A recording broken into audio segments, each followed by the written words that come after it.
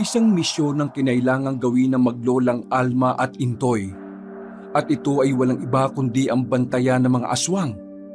Nakakulong ang mga aswang sa loob ng baryo piling-piling sa pamamagitan ng orasyon at ritual na ginagawa ng matandang babae.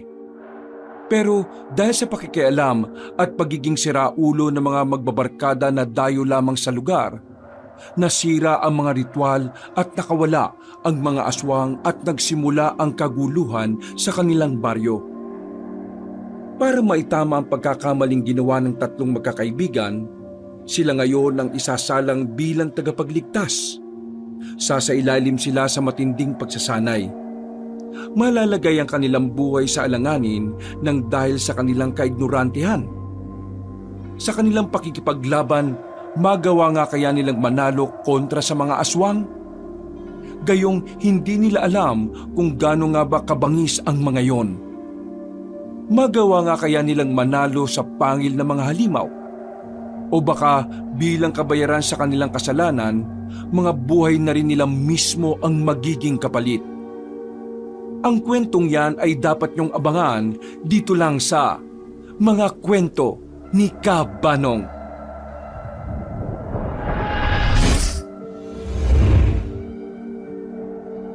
Nasa kalagitnaan ng biyahe ang magbabarkada papunta sa bahay ng kaibigan nilang si Jamba. Ito ang unang araw ng kanilang bakasyon mula sa pag-aaral. Nasa ika-4 na baitang na sila sa kolehiyo. 1 taon na lang ay makakapagtapos na sila. At bilang parte ng kanilang pagre-relax tuwing summer vacation, naisipan nilang magbakasyon sa probinsya nila Jamba. Hindi naman talaga taga-probinsya ang pamilya ni Jamba. Ang lola lamang ng binata ang taga roon na matagal na rin namang wala. Bumabalik-balik lamang sila roon dahil nga naiwan doon ang pinatayong bahay. O Jamba, siguraduhin mo lang na alam ito ng mama at papa mo ha. Baka mamaya ireklamo tayo ng mismong parents mo ng trespassing. Di ba naman kayo? Malamang alam nila to, no? Ang sabi pa nga sa akin ni Papa mas maganda ngang tumira tayo doon para kahit na papaano natitirahan yun. Kung sa bagay, ang sabi sa akin ni Papa noon, kapag ang bahay daw hindi natitiran, mga kakaibang elemento raw ang tumitira dun eh. Oo, agree ako pare. Kasi alam mo bang yung bahay namin sa Laguna, naabando na yun mula nang mag-asawa ng ibang tatay ko. Tapos nung tirhan na namin ulit, parang nakakaramdam na kami ng mga negatibong energy. Negatibong energy? Gaya ng alin? Gaya ng utot? Seryoso ko, Jamba. Makinig ka sa amin. Totoo mga ito. Kaya nga yung bahay ninyo, dapat laging tinatauhan. Kung ayaw mong maniwala wala naman kaming problema. Kami ni Carlo, nagsasabi lang kami sa iyo, no? Kasi alam mo naman noon pa man, kaming dalawa na ang laging nakakaranas ng mga paranormal, di ba? Kaya ganyan niya si Jambe. Hindi pa kasi nakakakita ng kung ano-anong nakakatakot yan. Tingnan mo, kapag siya mismo nakaranas, baka mapahipa siya sa short niyan. Dapat nag-diaper na pala siya. Ay nako, sige, asarin niyo ako. Ibabangga ko to. Nanahimik ang dalawa nang maalalang si Jamba nga pala ang nagmamaneho ng kanilang sinasakyan. Iniba na lamang nila ang kanilang usapan. Nang sa ganon, ay mabura na ang inis ni Jamba sa kanilang dalawa. Teka, maiba tayo Jamba.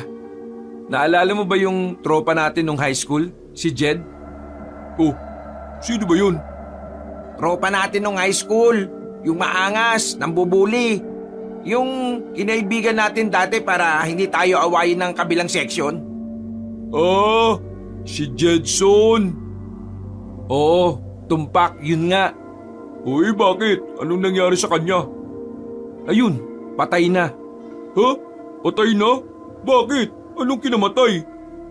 Nabalitaan lang din namin kahapon sa common friend natin. Ang sabi sa amin umuwi daw yun ng probinsya last year. Tapos, ayun, pinatay. Napapreno ng malakas si Jamba. Mabuti na lamang ay wala silang kasunod dahil kung hindi, baka nabangga na sila. Ano ka ba? Bakit ka ba nagpreno?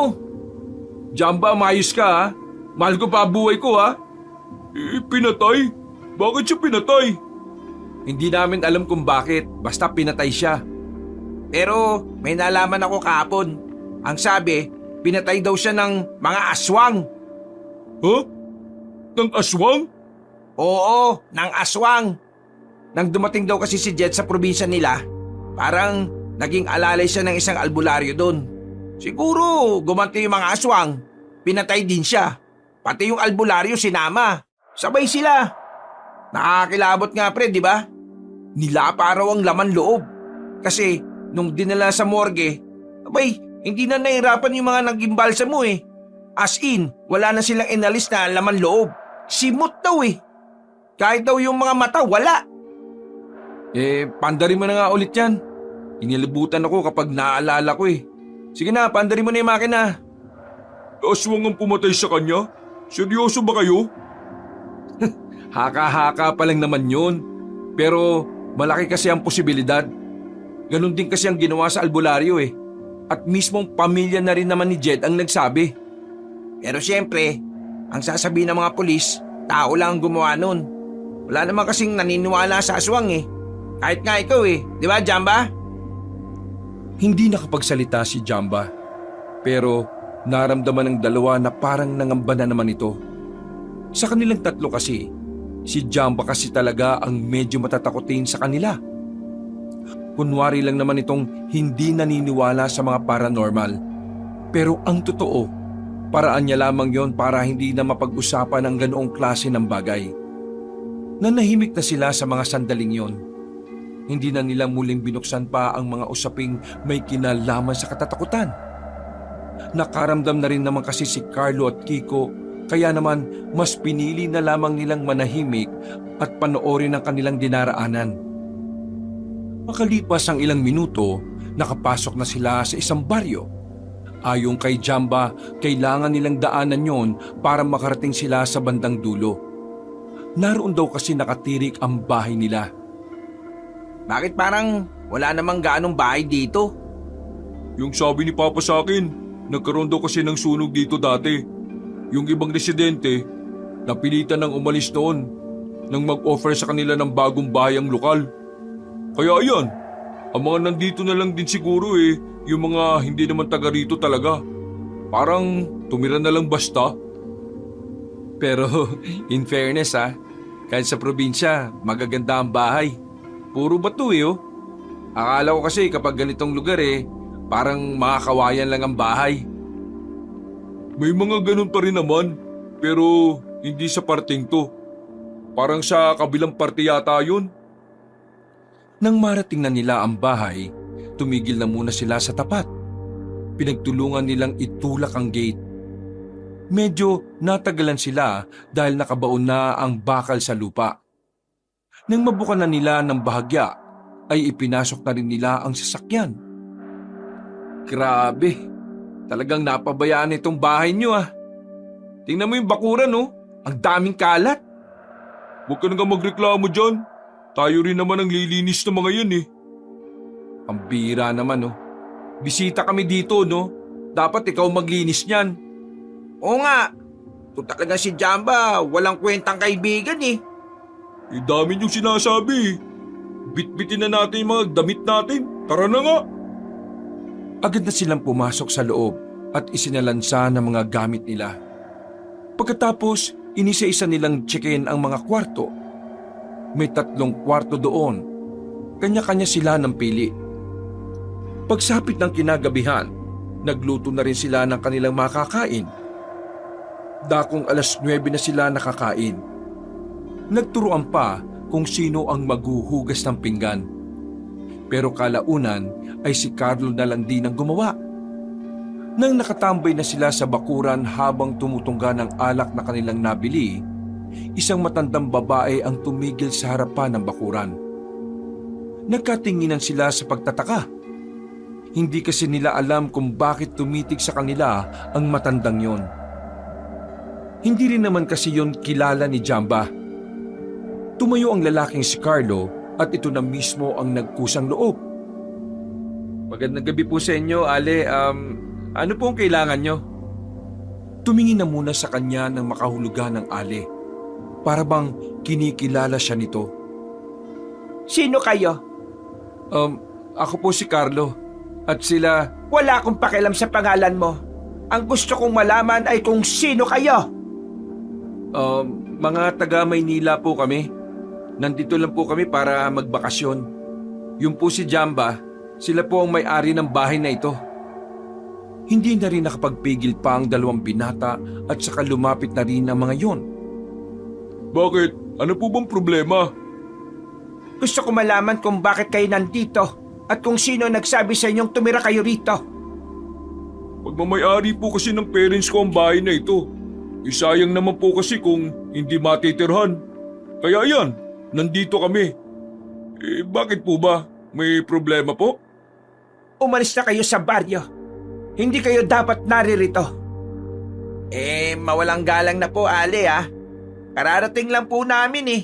At saka, sino po ba kayo para palayasin kami kagad? Wala kayong alam.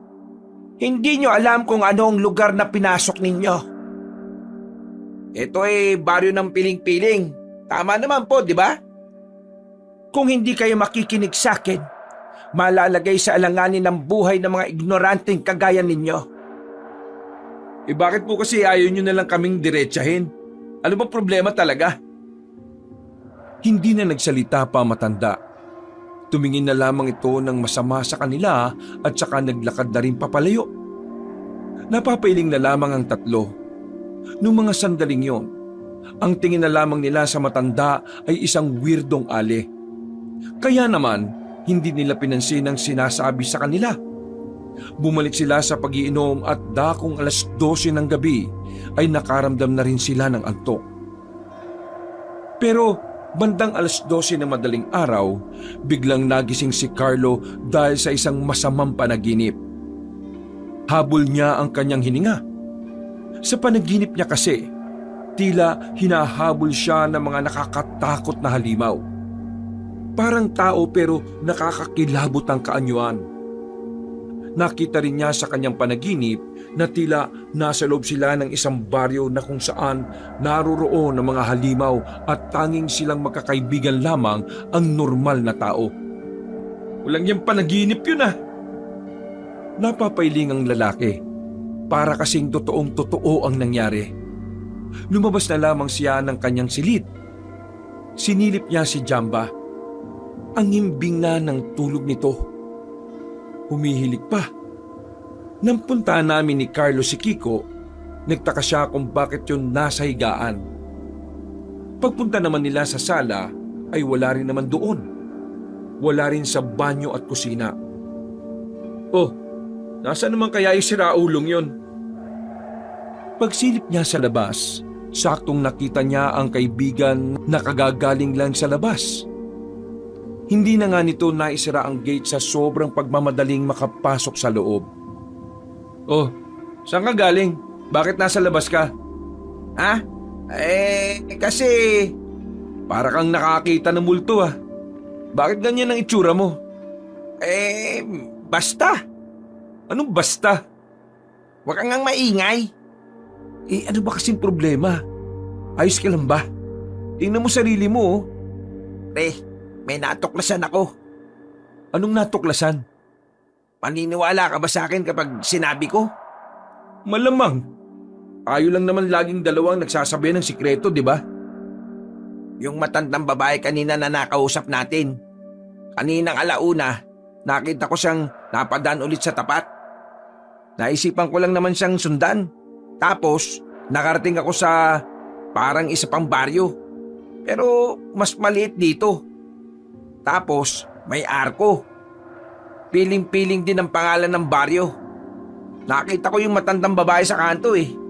May kasama siyang batang lalaki. Nasa kanto lang sila. Hindi ko alam kung anong ginagawa nila. Oy, ano namang problema doon? Nakatayo lang naman siguro sila kasi taga roon sila. Hindi doon nagtatapos ang natuklasan ko, pre. Narinig ko sa loob ng baryo na yon na parang ang daming mababangis na hayop. Mga umaangil. Parang galit na galit.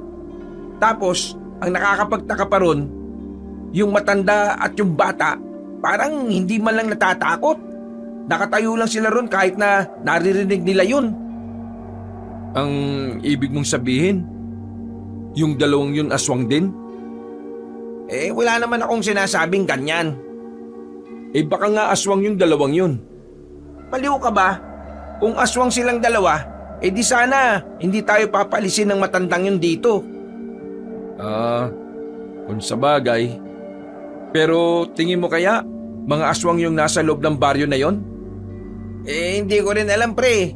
Pero malakas ang kutob ko na may kakaiba talaga sa baryo na yon. Samahan mo ko. Gagi, pupunta tayo ron? O bakit? Takot ka ba? Anong takot? Seryoso ka ba sa tanong mo? Hindi ka naman takot eh. Tara, sumama ka na sa akin. Puntahan natin. Gusto ko malaman kung talaga bang may mga halimaw sa loob. Ang iniisip ko lang kasi, bakit pa natin yan pag-aaksayahan ng oras? Hindi ka ba naku-curious? Dako, curious? Pero kasi, Walang duwag dito. oo na. Sasama na. Duwag ang putik.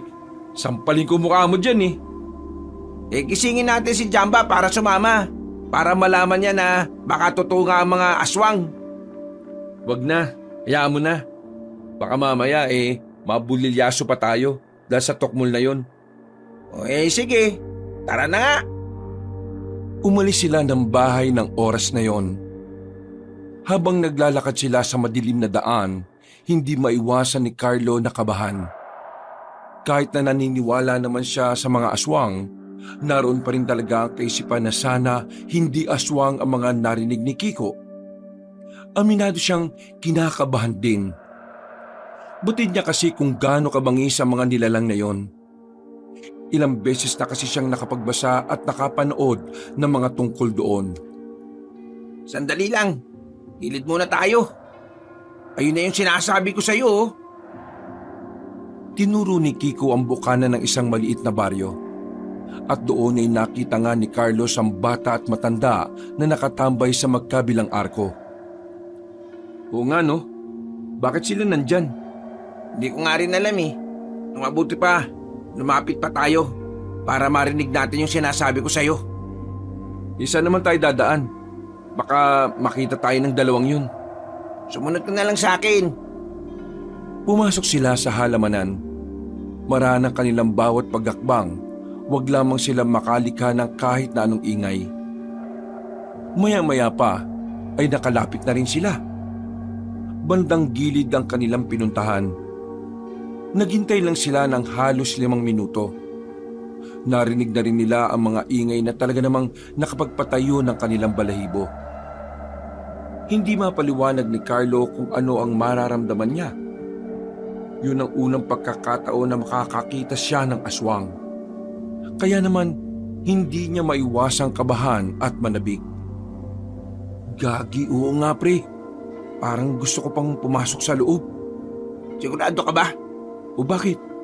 Ikaw na yata ang takot eh. Takot? Pinagsasabi mo. Hindi ah. Ano, tara?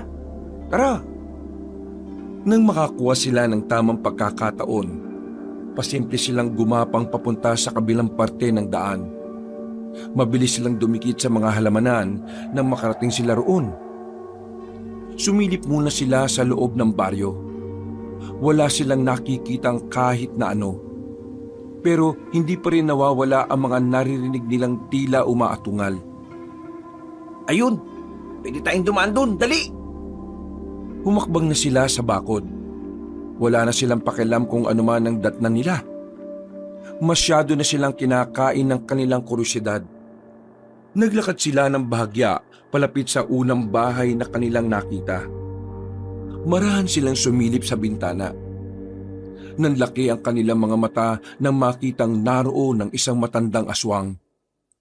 May hawak na lampara at parabang meron itong hinahanap na isang baul.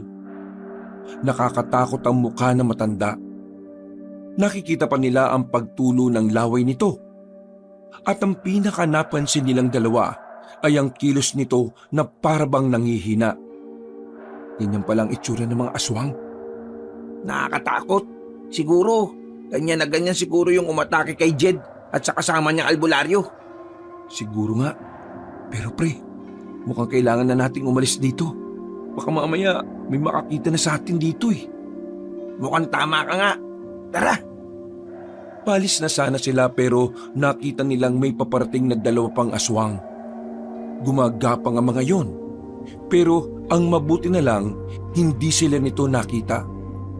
Ang ginawa nila, mabilis silang tumungo sa silong ng bahay. Tinakpan nila ang bibig nila para hindi sila makalika ng kahit na anong ingay. Nang makita nilang papalapit na sa harap nila ang 2 aswang, hinabaan nila ang kanilang paghinga. Nakahinga lang sila ng maluwag nang makitang dumiretso na ang mga aswang. Munti ka na tayo doon, pre. Mag-ingat tayo. Bilisan lang natin. Anong bilisan? Paano kung may maapakan tayo dyan? Kapag narinig tayo ng mga aswang, siguradong hahabulin niyan tayo hanggang bahay.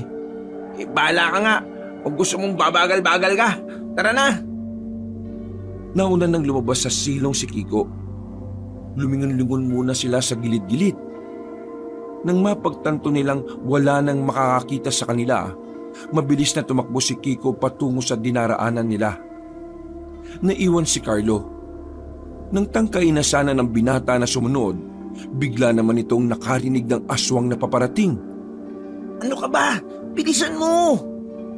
Paglingon ni Carlo, nakita niya ang isang aswang na kararating lang.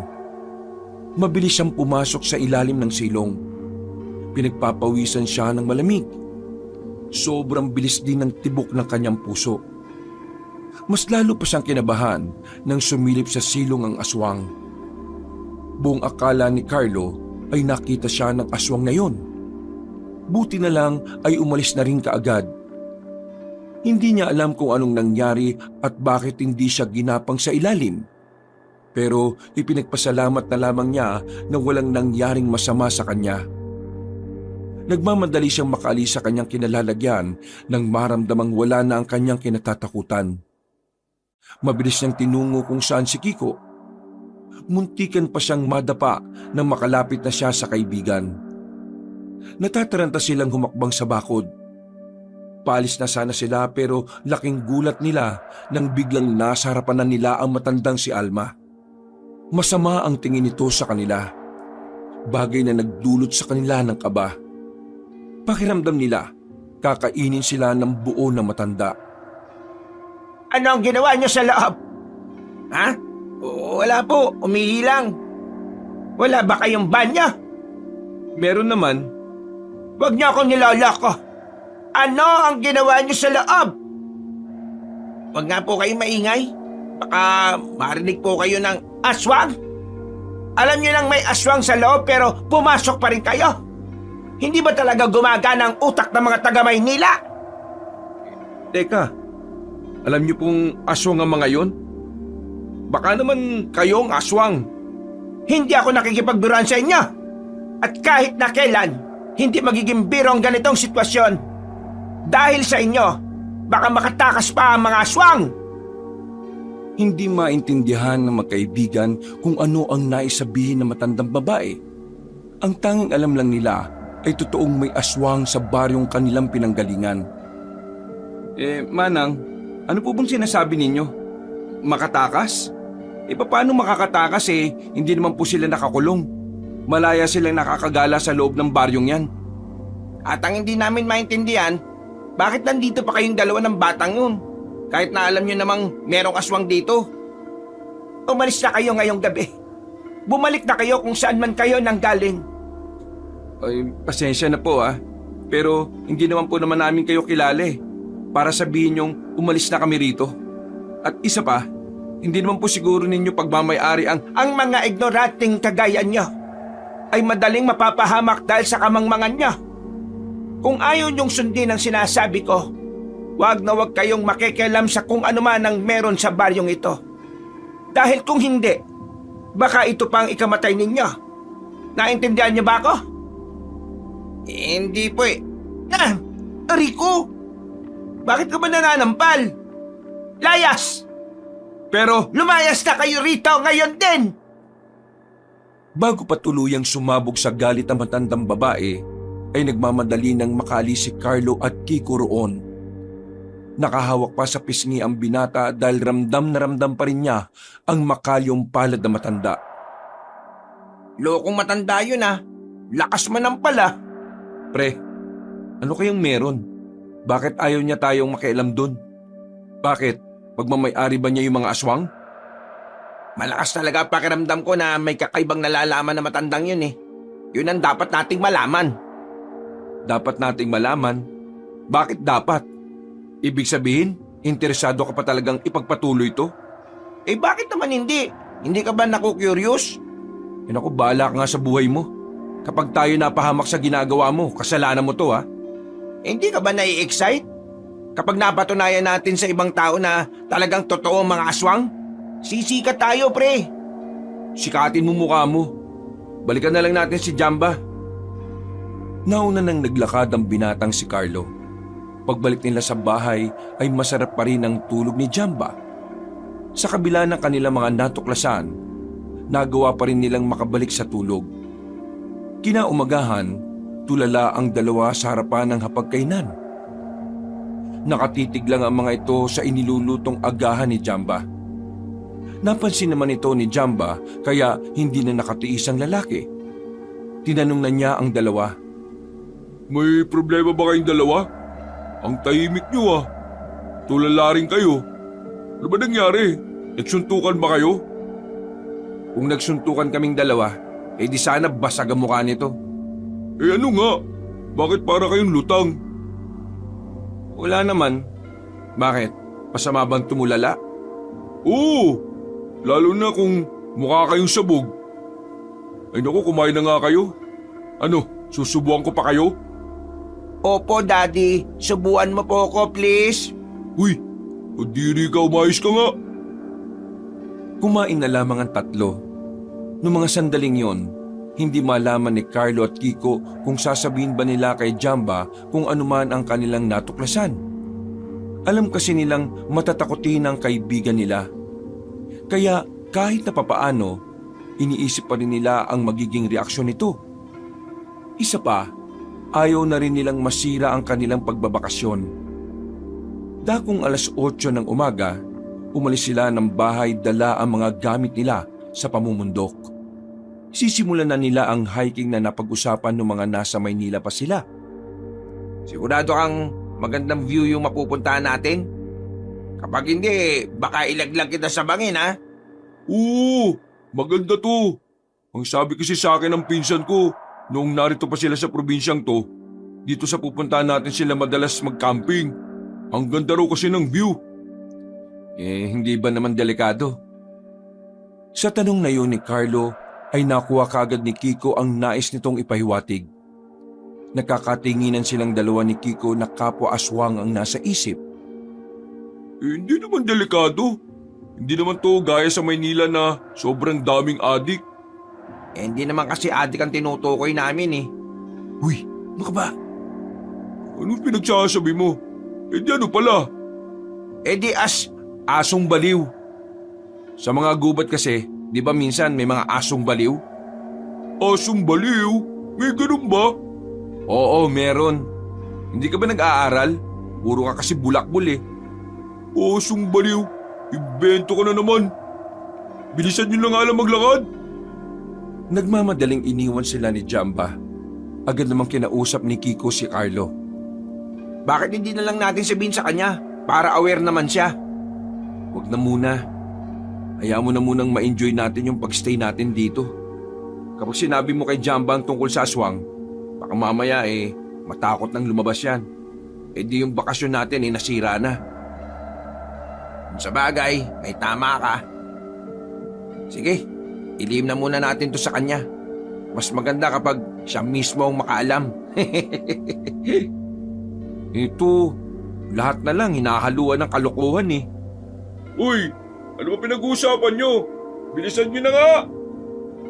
Sumunod na lamang ang dalawa para makarating na rin sila sa kanilang paroroonan. Ilang sandali nga lang, nakita na sila ng malawak na ilog. Mas malaki at matatangkad pa sa kanila ang mga batong naroroon. Dahil mahilig sa mga ilog ang magbabarkada, wala silang sinayang na pagkakataon. Lumapit sila roon at agad na lumublob sa kalmadong tubig. Hanep, ang ganda pala ng ilog dito, pre. Oo nga, ang lamig ng tubig. Ang sarap. Sinabi ko naman kasi sa inyo maganda rito sa probinsyang to. Nasaan na yung sinasabi mong magandang view? Magandang view ba gusto mo? Sige, sumunod kayo sa akin. Sandali silang umahon sa tubig. Walang ideya si Carlo at Kiko kung saan sila dadalhin ni Jamba. Dahil sa kuryosidad, ay sumama na lang din sila. Oh, ano magandang view dito? Maghintay ka. Masyado kang atat. Saan nga yung magandang view? Batuhan lang din naman yan tapos dun sa parteng yun medyo malalim lang yung tubig. Ano maganda dyan? Hintayin nyo. May darating dyan na magandang tanawin. Napapakamot na lamang sa ulo si Carlo at Kiko. Inip na sila sa kung ano man ang sinasabi ng kanilang kaibigan. Mga ilang sandali lang, nakita na lang nilang may isang maputing babaeng dumating. Sandali itong tumayo sa malaking bato. Kahit may kalayuan, kitang-kita nila ang pagiging perpekto ng hubog ng katawan ng babae. Gagi, sino yan? Gandang babae niyan, pre Yan na ba yung sinasabi mong magandang tanawin? Oo, yan na nga. Yan ang sinasabi ng mga pinsan ko na magandang tanawin dito. O di ba? Sobrang ganda. Mas lalong kapanapanabik ang mga sandali nang makita nilang nagtanggal na ng suot ang babae. Nakasuot na lamang yun ng panty at bra. Parang mga asong baliwang tatlo na sabik na makita ang senaryong yon. Naglalaway ang mga yun. Dahil sa sobrang pagpapantasya, hindi na sila nakatiis pa. Umalis sila sa kanilang kinalalagyan at mas lalong lumapit sa kinaroroonan ng babae. Nang mas malapit na nilang napagmamasdan ng dalaga, pakiramdam nila ay nasa langit na sila. Pre, the best ka talaga kahit na kailan. Busog na busog mga mata nyo, no? Mga pre, pwede na siguro tayong mag-camping dito sa mismong pinagtataguan natin. Magsasalita pa sana si Jamba nang makita nilang lumingon ng babaeng maganda sa kanilang kinaroroonan. Dali-dali silang nagsipagtago.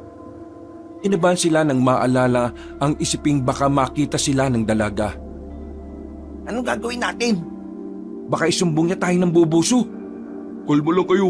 Tingnan nyo, hindi naman siya mukhang galit Pagsilip nila ulit, nakatingin lang ang dalaga sa direksyon nila. Pero kita nilang nakasilay pa ang mga ngiti nito.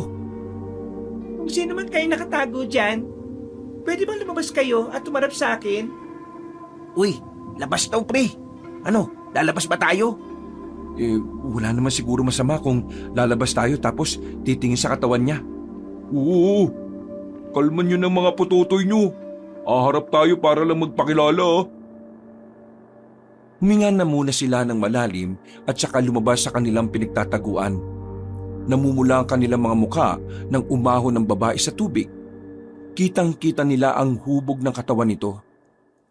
Anong ginagawa niyo sa likuran ng malaking bato na yan? Ha? Napadaan lang kami dito pero wala naman kaming ibang ginagawa. Naghanap lang kami ng panghilod sa katawan. Nakakatawa ka naman. Ibig mong sabihin, libagin kayo? Natawa ng papilit si Jamba at ganoon na rin si Carlo at Kiko. Tinapik-tapik pa ni Carlo ang balikat ni Jamba. Oo nga, libagin kami. Nakakapagod ng ikaskas ang likod namin sa malaking bato na yan Nakakatawa naman kayo. Pwede bang maligo kami dyan? Uy, kapal naman ng mukha mo. Huwag na nga kayong maging hipokrito. Alam ko namang gusto nyo rin. Halika kayo. Hindi ko naman pag-aari ang ilog na ito Kaya wala naman akong problema kung sasamahan niyo ako. Siya nga pala. Ang pangalan ko ay Bettina. Kayo? Ako si Jamba. Ito naman si Carlo. At ito si Kiko. Nagagala ka namin makilala. Hindi na nagsayang ng sandali ang tatlo. Dali-dali na silang lumublob. Nakakwentuhan nila ang dalaga.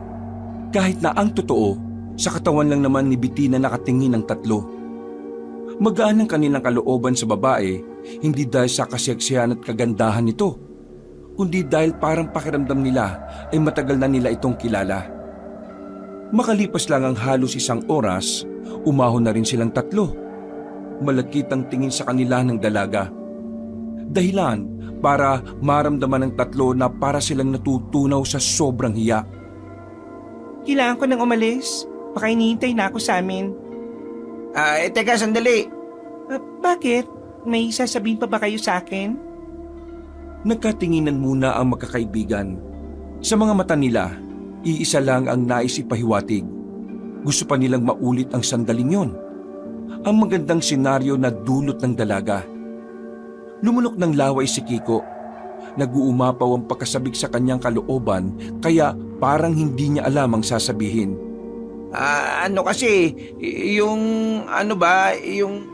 Pwede ka ba namin makasama ulit dito? Oo naman, kahit araw-araw pa. Nag-iwan ng nakakaloko at nakakaakit na tingin ng dalaga bago umalis. Kahit na basang-basa ng tubig, pakiramdam nila ay nag-init ang kanilang katawan.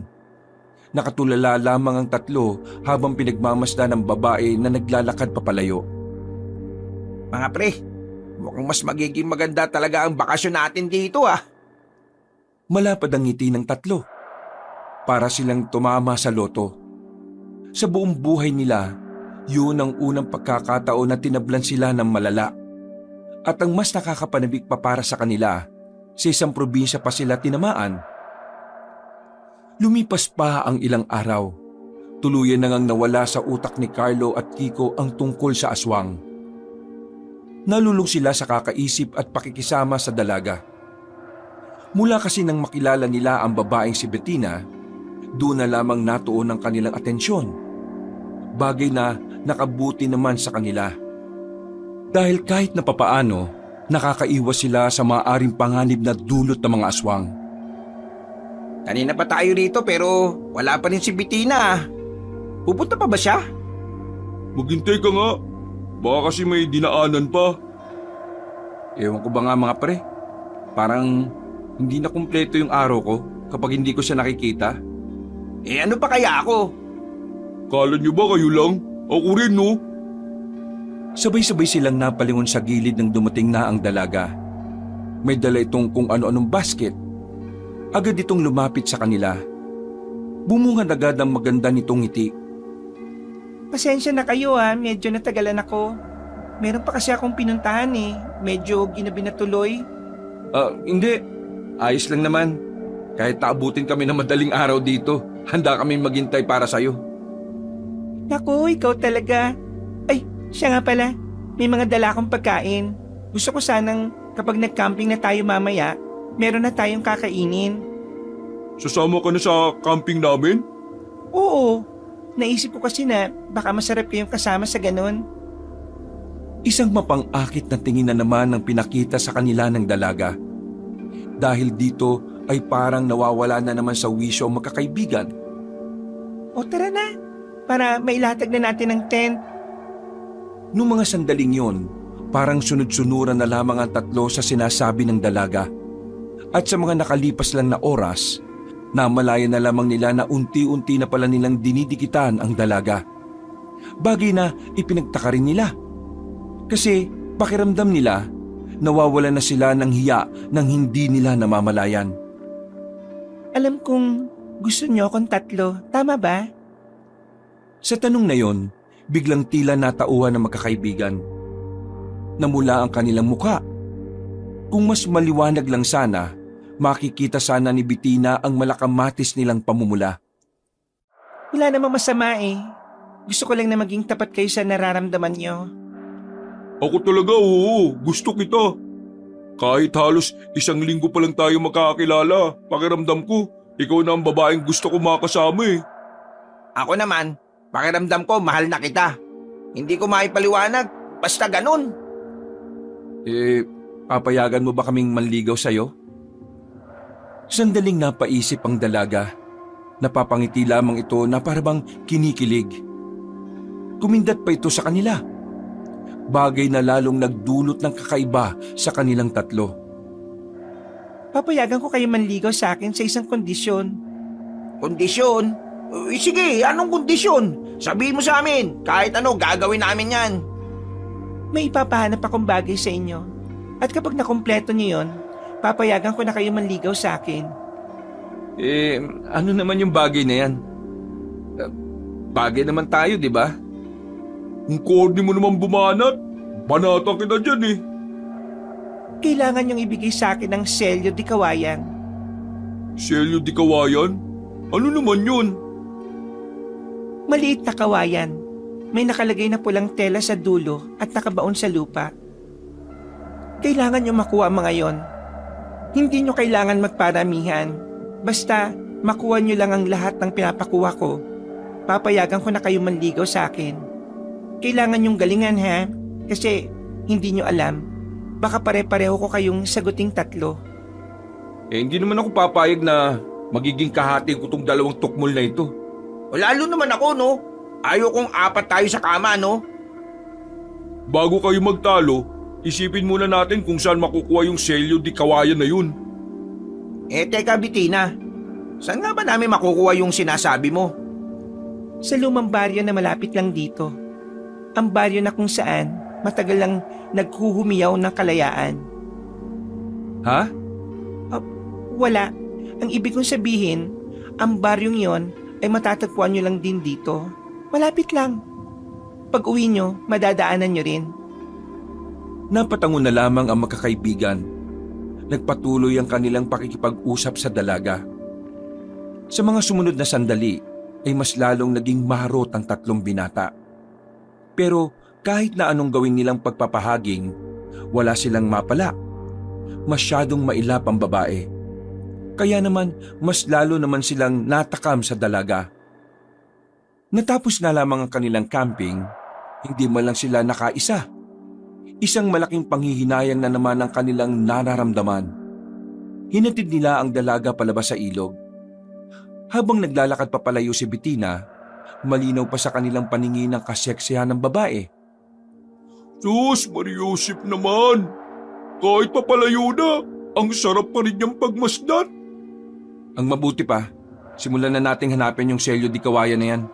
Nang sa gano'n naman malaman na natin kung sino talaga ang karapat-dapat para kay Bitina. Sus, kung makapagsalita, kala mo naman siya yung sasagutin. Tama si Carlo, kumilos na tayo. Iniligpit na rin nila ang kanilang tent at mga gamit. Mabilis silang umalis sa ilog. Agad nilang tinungo ang baryo na lagi nilang nadadaanan. Ang baryo na kung saan nila natuklasan ang tungkol sa mga aswang. Ano? Hindi pa rin ba natin sasabihin sa kanya? Nandito na tayo, Wag na. Hayaan mo siyang makatuklas. Kapag sinabi natin ngayon, baka gumawa na naman ng problema yan. Kailangan natin siya para mas madali nating mahanap yung pinapahanap sa atin ni Bitina. Uy, pinag-uusapan niyo na naman ba ako? Hindi Sino ka ba para pag-usapan namin? Lagi na lang kayo nagbubulungan eh. Huwag mo kaming intindihin, no? Usapan lang to ng mga matatalino. Napapakamot na lamang ang lalaking si Jamba. Hindi na lamang sila nagdaldalan nang makalapit na rin sila sa baryo. Sa bandang likuran sila dumaan. Kaya naman kampante si Kiko at Carlo na hindi sila makikita ni Aling Alma. Nagtungo sila sa gilid-gilid. Sa kanilang pagtsatsaga, meron na silang nakitang maikli at payat na kawayan. Meron yung kulay pulang tela sa dulo. Kaya naman nakakasiguro silang yun na nga ang kanilang hinahanap. Ayos, nakakaisa na tayo mga pre. Nakakasiguro ako na nandito lang din ang iba. Dali, dali! Mabilis nilang nilibot ang paligid. Ilang minuto lang, nadagdagan na nila ng 2 pa ang hawak nilang selyo di kawayan. Sa puntong ito, mas lalong ginanahan ng magkakaibigan. Hanggang sa hindi na nila namamalayan na nasa loob na pala sila ng baryo ng mga aswang. Teka, tama pa ba itong dinadaanan natin? Kahit na mali, basta makuha natin yung mga selyo di kawayan. Yun lang naman ang mahalaga ngayon Kung ayaw mo, di kami na lang ni Carlo. Baliw ka ba? Ano, kayo lang makikinabang? Gusto ko rin makatikim ng magandang kalidad na tahong, no? Napatigil sila sa kanilang paglalakad nang makaramdam sila ng mga kaluskos. Nakatinginan agad si Carlo at Kiko. Para bang alam na kagad nila kung ano yon. Pero nanatili silang walang kibo tungkol sa bagay na yon. Narinig niyo ba yun? Ang alin? Wala naman ah. May kaluskos. Wala talaga kayong naririnig? Bigi ba kayo? Ayan o. Mga ilang sandali pa, nakarinig na rin sila ng mga yabag ng paa. Mabigat ang bawat takbang. Bagay na nagdulot na rin ng kaba kay Carlo at Kiko. Tingin ko, kailangan na nating umalis dito. Bakit? Hindi ka naman naniniwala sa aswang ah. Ano? Aswang? Mga rebelde na sa isip ko, baliw ka ba? Magsasalita pa sana si Kiko nang biglang may narinig na rin silang umangil. Hinila na nila si Jamba patungo sa gilid. Tinakpan nila ang bibig ng kanilang kaibigan. Maya-maya pa, nakita na lamang nilang lumabas ang isang nilalang na may katangkaran. Kakaiba ang muka at merong pakpak. Lintik ka. Huwag kang maingay. Sabihin niyo nga sa akin, ano yan? Yan ba yung sinasabi niyong aswang? Kailangan na siguro nating sabihin sa kanya, pre. Sinasabi ko na nga ba may nililihim ka eh. Huwag kang maingay. Napalingon sa kanila ang nilalang. Dahilan para matahimik silang tatlo. Tagaktak ang pawis nila ng dahil sa kaba na nararamdaman. Ngunit mas lalo silang kinilabutan nang makita nilang tila papalapit na sa kanila ang aswang. Walang paglagyan ng kilabot na dumaloy sa kanilang sistema. Hindi nila alam ang kanilang gagawin, lalong-lalo na si Jamba. Anong gagawin natin ngayon? Di takbo! Nauna nang tumayo si Carlo, pero hindi pa man siya nakakarami ng hakbang, nadapa na siya ng mataliso dito sa paa ni Jamba. Natigilan ng nilalang nang mapatingin yon sa kanya. Takbo! Patay na! Umangil ng malakas ang nilalang. Nanlalaki ang mata ni Carlo nang makitang malapit na sa kanya ang aswang. Hindi siya nakagalaw dahil sa labis na takot. Mabuti na lang ay merong dumating para iligtas sila. Isang batang lalaki. Bata na hindi nila inakala na kakayaning harapin ang mabangis na aswang. Pinukulan ng bata ng palaso ang aswang at tinamaan naman yon sa hita. Nang makalapit ang bata ay agad nitong binira naman ang aswang sa hita gamit lang ang punyal. Ligtas na kayo. Patay na ang aswang na yan. Ikaw ba talaga yung pumaslang sa aswang na yan? Bakit po? May nakita ka pa bang iba? Boom! Basag! Akala nila ay ayos na ang lahat. Pero nag-iba ang ihip ng hangin nang biglang dumating si Aling Alma. Nakatikim sila ng tigi-isang sampal. Gulat sila sa ginawa ng matandang babae. Wala silang ideya. Nakaramdam sila ng inis pero nang maramdaman nila ang galit na matanda, dito na sila kinabahan. Kahit na kailan talaga, ang mga katulad nyo ay walang magagawang maganda sa buhay ng iba. Nang dahil sa inyo, maraming buhay ang malalagay sa alanganin. Mawalang galang na po ha. Pero ano pa kasi ang sinasabi ninyo? Puro kasi kayo pahaging. Bakit hindi nyo na lang kami kasi diretsuin? Dumako ang tingin ng matanda sa hawak nilang maliliit na kawayan. Muli, nakatikim na naman sila ng tigi-isang sampal. Uy! Ano ba? Nakakarami ka na ha? Dalawa pa lang, pero masakit ha? Alam niyo ba kung ano ang bagay na hawak ninyo? Malamang kawayan na may pulang tela sa dulo. Ano pa ba? Dahil inalis nyo yan, malalagay din kayo sa panganib. Sabihin nyo na kasi kung bakit. Selyo di kawayan ang tawag sa hawak ninyo. Bawat isa sa selyo di kawayan ay may kaakibat na ritual. Ritual na magkukulong sa mga aswang sa iisang lugar. Ang mga kinuha ninyo ay ginawa ni Lola para ikulong ang mga aswang. Mag-iisang taon na namin itong ginagawa. Alam kasi namin na kapag nakatakas sa mga aswang na nasa loob ng baryong yan, maraming baryo ang mahihirapan. At dahil binawasan nyo ang ilang mga selyo di kawayan, malaki na ang tsansa na makalabas ang ibang aswang. Di babalik na lang namin. Di naman problema yun eh. Alam mo ba kung gaano katagal mag-ritual sa isang selyo? 2 araw. Ganon katagal para mas kumapit ang ritual. Akala niyo ba ganon lang kadali ang lahat? Mga wala talaga kayong silbi kahit na kailan. Sana naging pataba na lang kayo sa lupa. Uy! Sakit nyo naman magsalita. Masakit po talaga magsalita si Lola. sa mga taong inutil na kagaya ninyo. Kapag napahamak ang maraming tao, kayo ang may kasalanan ng lahat. Pinalaan ko na kayo na huwag makikialam. Pero anong ginagawa ninyo? Kailangan lang naman namin ito kasi itong inutos sa amin ni Bettina eh. Bettina? Oo, yung magandang babae na sexy na laging naliligo sa ilog, siya ang nag-utos sa amin. Kasi kapag nakumpleto namin tong lahat, sasagutin niya na kami.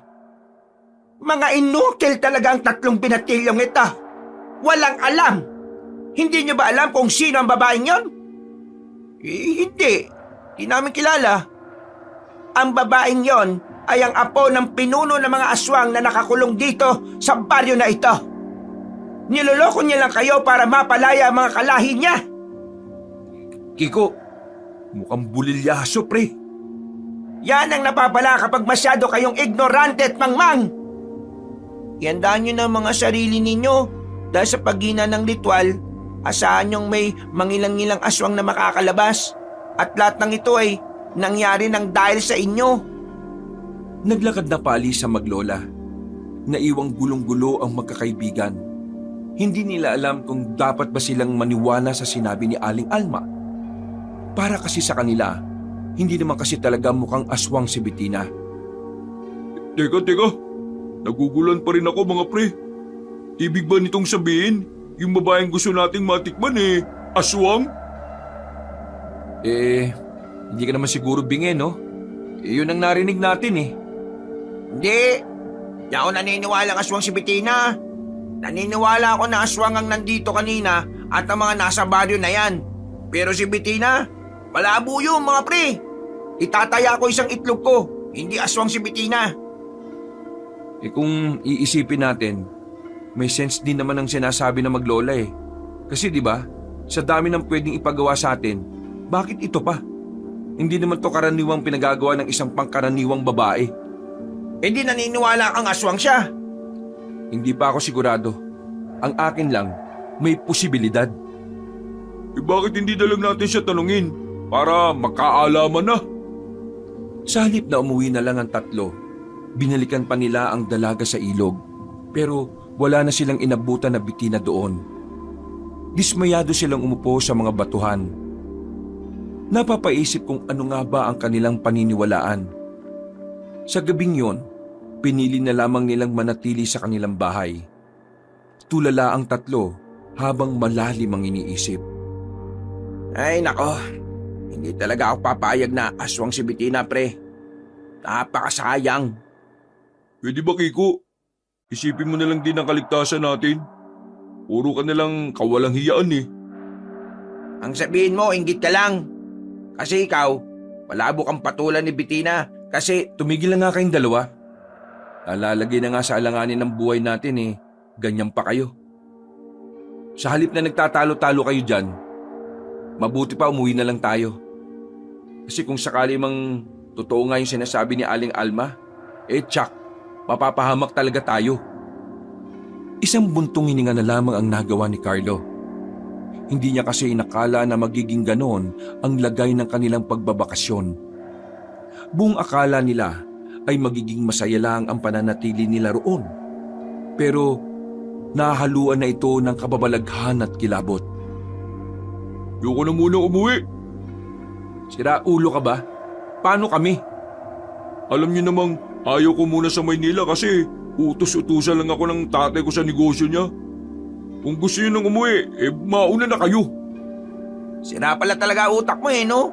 Niyaya mo kami dito pumunta kahit alam mong sakto lang ang mga budget namin. Kasi yung sabi mo, ikaw ang bahala sa amin pabalik kasi nga may sasakyang kandala. Tapos paunahin mo kami. Alam mo namang hindi kami marunong magpatakbo ng sasakyan.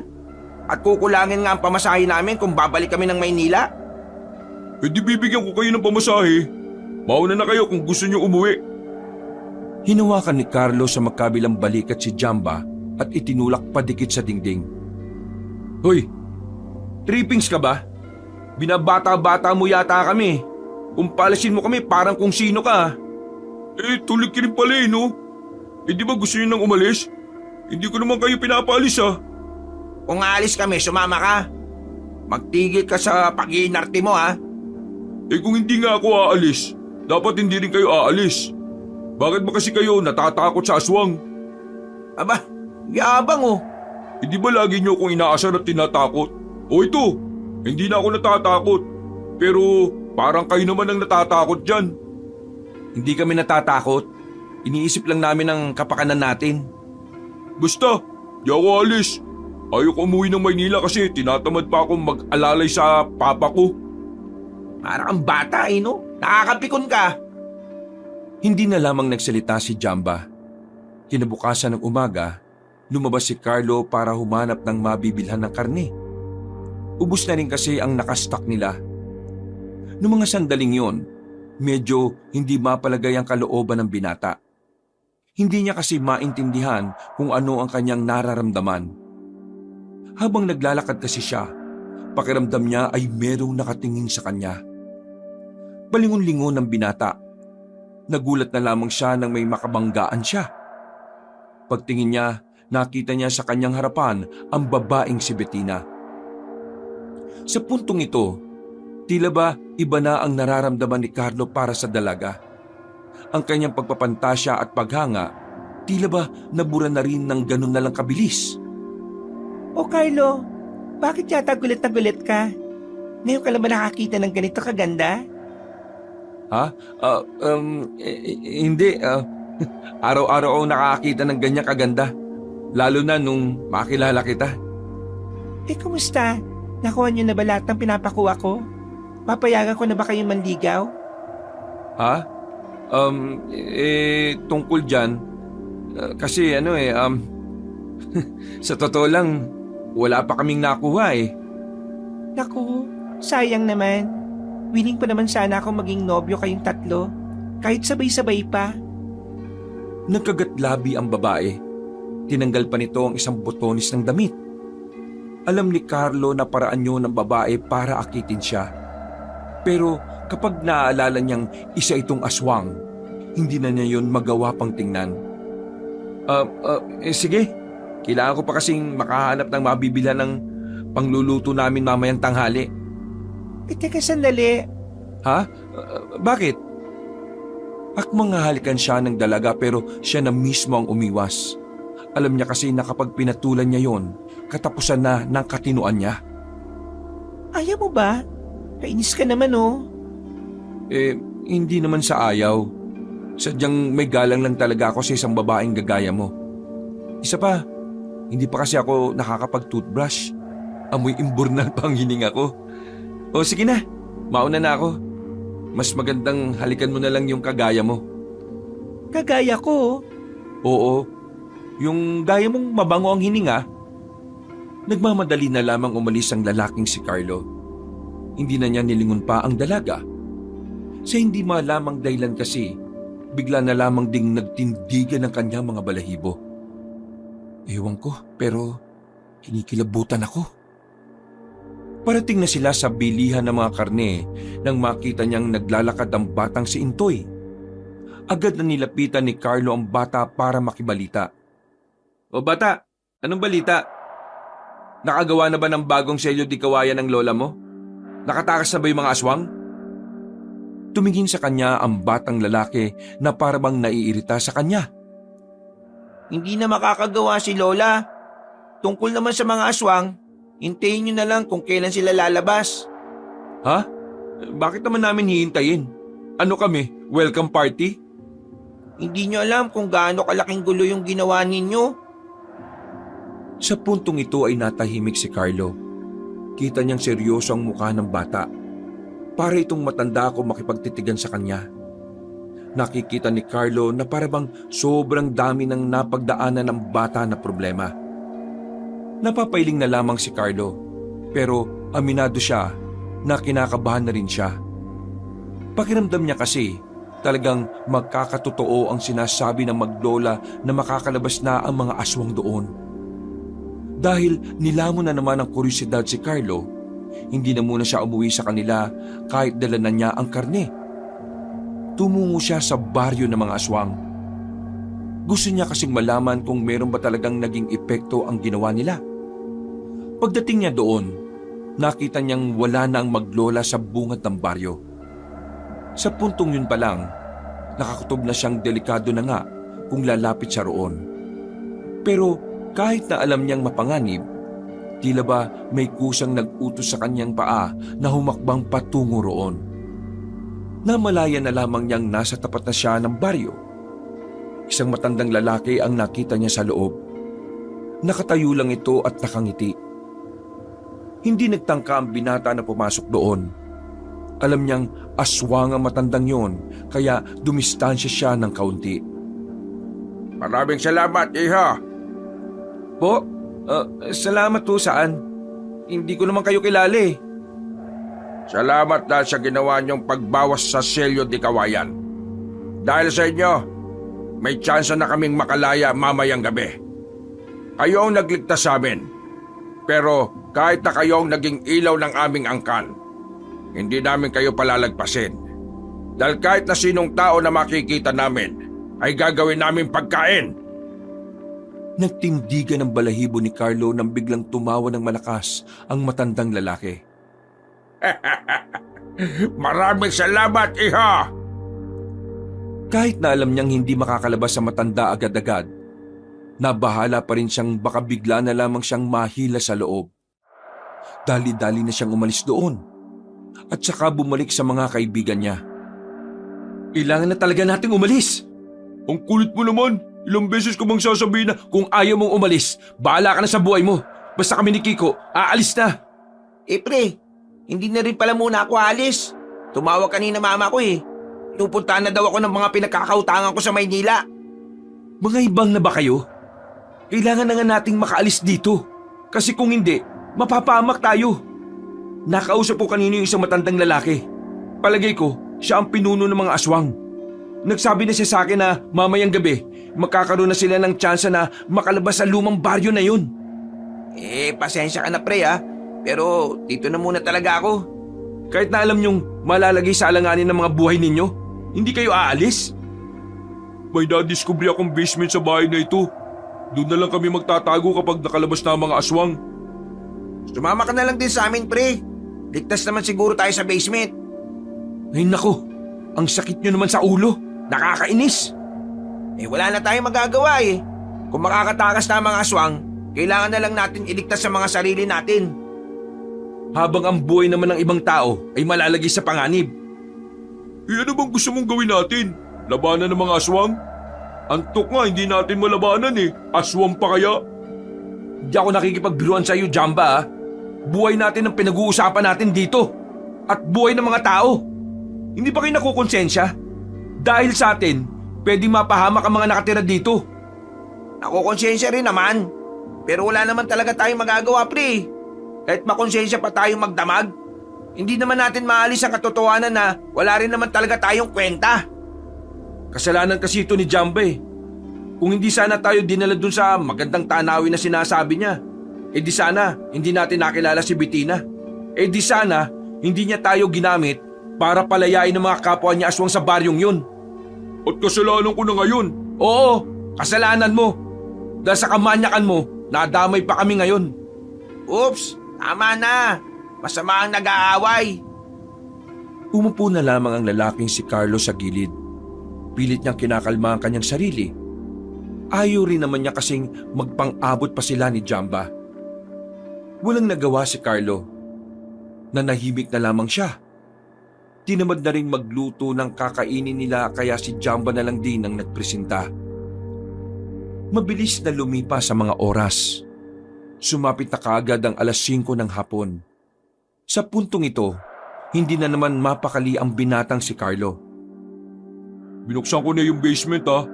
Kapag nakalabas na yung mga aswang, pwede ka namang tumakbo na lang din dun. Kami ni Kiko, mauna na kami. Kumato ka na lang ng 3 beses para malaman namin na ikaw yun. Hindi sumagot si Carlo dahil aminado siyang naiinis pa rin siya sa dalawa. Nanatili lang siya sa harapan ng pintuan nila. Ilang sandali lang, nakita niyang napadaan na ang maglolang si Alma at Intoy. Tumigil yon sa harapan ng kanilang bahay. Agad din namang lumapit si Carlo. Manang, nakausap ko yung matandang lalaki dun sa loob ng baryo. Yung aswang. Ang sabi niya, Mamayang gabi, gagawa na sila ng paraan para makatakas. Alam ko. Hindi mo ko kailangan sabihan.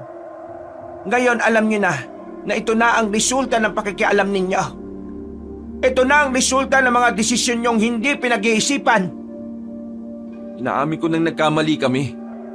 Humihingi rin po ako ng paumanhin. Kung meron kaming may tutulong Wala! Wala kayong may tutulong. Dahil una pa lang, mga inutil na kayo.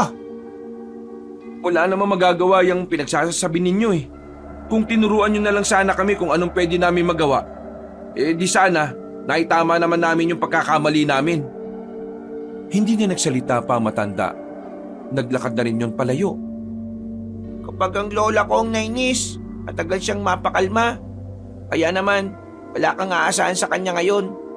Kung talagang gusto niyo pang makatulong, may alam akong paraan. Anong paraan? Sabihin mo. Mamayang gabi, magtungo kayo sa bahay namin ha. Sa gitnang bahagi ng baryong ito, may makikita kang bahay na kulay puti. Pumunta ka ron. Bibigyan ko kayo ng magagamit yung armas. Naku, maraming salamat bata ah. Bumalik na lamang sa loob ng bahay si Carlo. Pinaalam niya kagad sa kanyang dalawang kaibigan ang sinabi sa kanya ng batang si Intoy. Bibigyan tayo ng armas?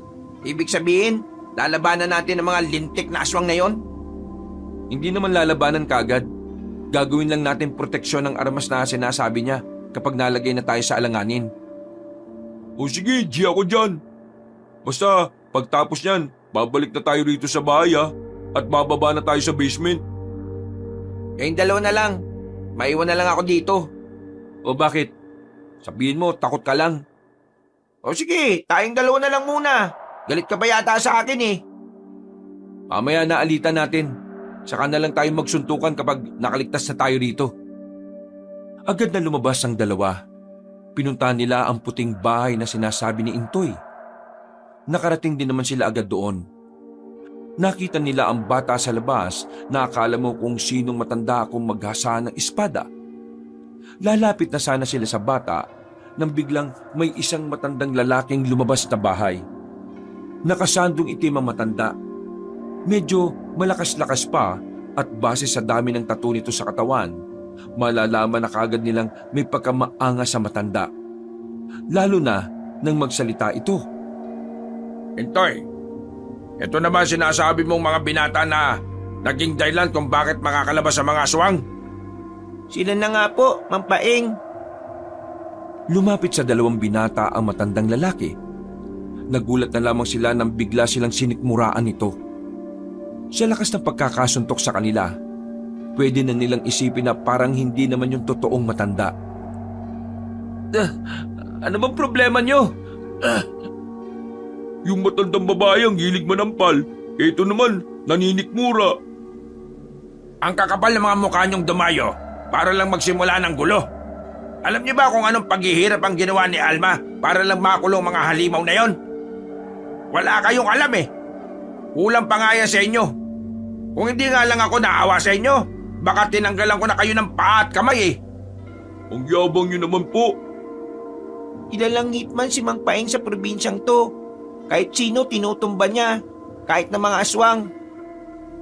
Nang marinig ng dalawang sinabi ni Intoy, tila naging maamong tupa si Carlo at Jamba.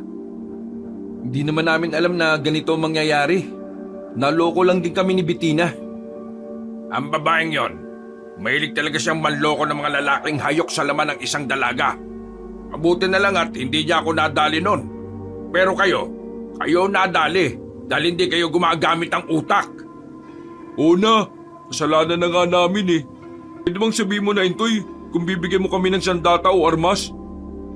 Yun naman kasi pinunta namin dito eh. Si Mang Paeng ang magbibigay sa inyo ng sandata.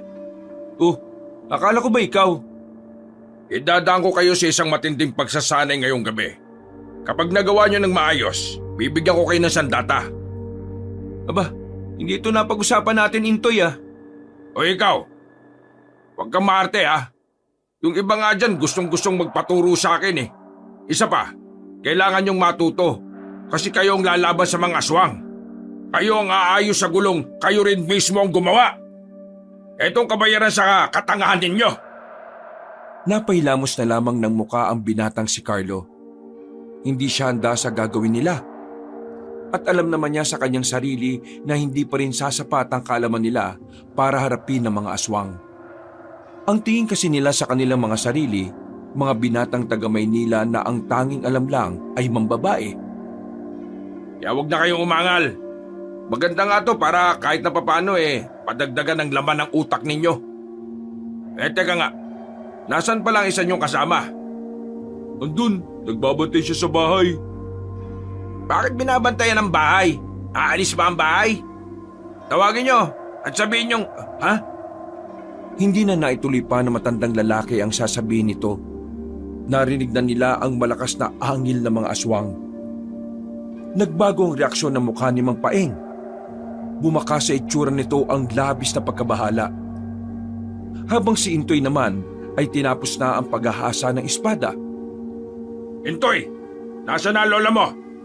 Iniwan ko siya sa bahay, pero hindi ko alam kung hanggang ngayon naroon pa siya. Puntahan mo ang lola mo at sabihin mo mag-uumpisa na ang laban. Kayong dalawa, sumama kayo sa akin. Ang magiging laban nyo ngayon ay isa na rin pagsasanay ninyo. Seryoso ka ba? Isasabak mo kagad kami sa mga aswang? Bakit? May angal ka ba? O gusto mong ako na lang ang tumapos sa inyong dalawa? At tawagin ko na lang yung isa naming kasama. Wag na! Alam kong tatakas ka lang naman Wala nang nagawa pa si Carlo. Matapos ihagis sa kanila ang tig-isang espada na kinakalawang, matapos yun, meron namang inabot sa kanila na buto na kulay berde. Anong gagawin namin sa buto na ito? Itanim mo. Tapos kapag namunga ng utak, ipalit mo sa utak mo. Kayo naman nagtatanong ako na maayos Lunukin niyo ang butong yan. Bibigyan kayo niya ng kakaibang lakas at bilis. At bakit naman kami maniniwala? Dahil ako mismo ang papas lang sa inyo kapag hindi niyo nilunok yan. Bakit kasi hindi na lang ikaw ang lumunok nito? Hindi na kaya ng katawan ko. At mas lalong hindi pa rin kaya ng katawan ni Intoy. Kaya naman, kayong dalawa ang perpektong tao para gumamit niyan. Lunukin niyo na. Dahil mamaya lang nasa labas na ang mga aswang. Nang tutukan na sila ng patalim ni Mang Paeng, ay dali-dali na nilang nilunok ang buto. Nung una, wala naman silang nararamdaman na kakaiba. Pero mga ilang sandali lang, bigla na lamang silang nanlalamig. Nakakaramdam ng kakaunting pagkahilo. Dahil dito, napaupo ang dalawa sa gilid. Anong nangyayari sa amin? Bakit parang nahihilo kami? Kalma lang. Normal lang na maramdaman niyo yan. Mga ilang sandali lang ay naibalik na rin sa dati ang pakiramdam ng dalawang binata. Sumunod na sila kay Mang Paeng. Pinuntahan nila ang bungad ng baryo.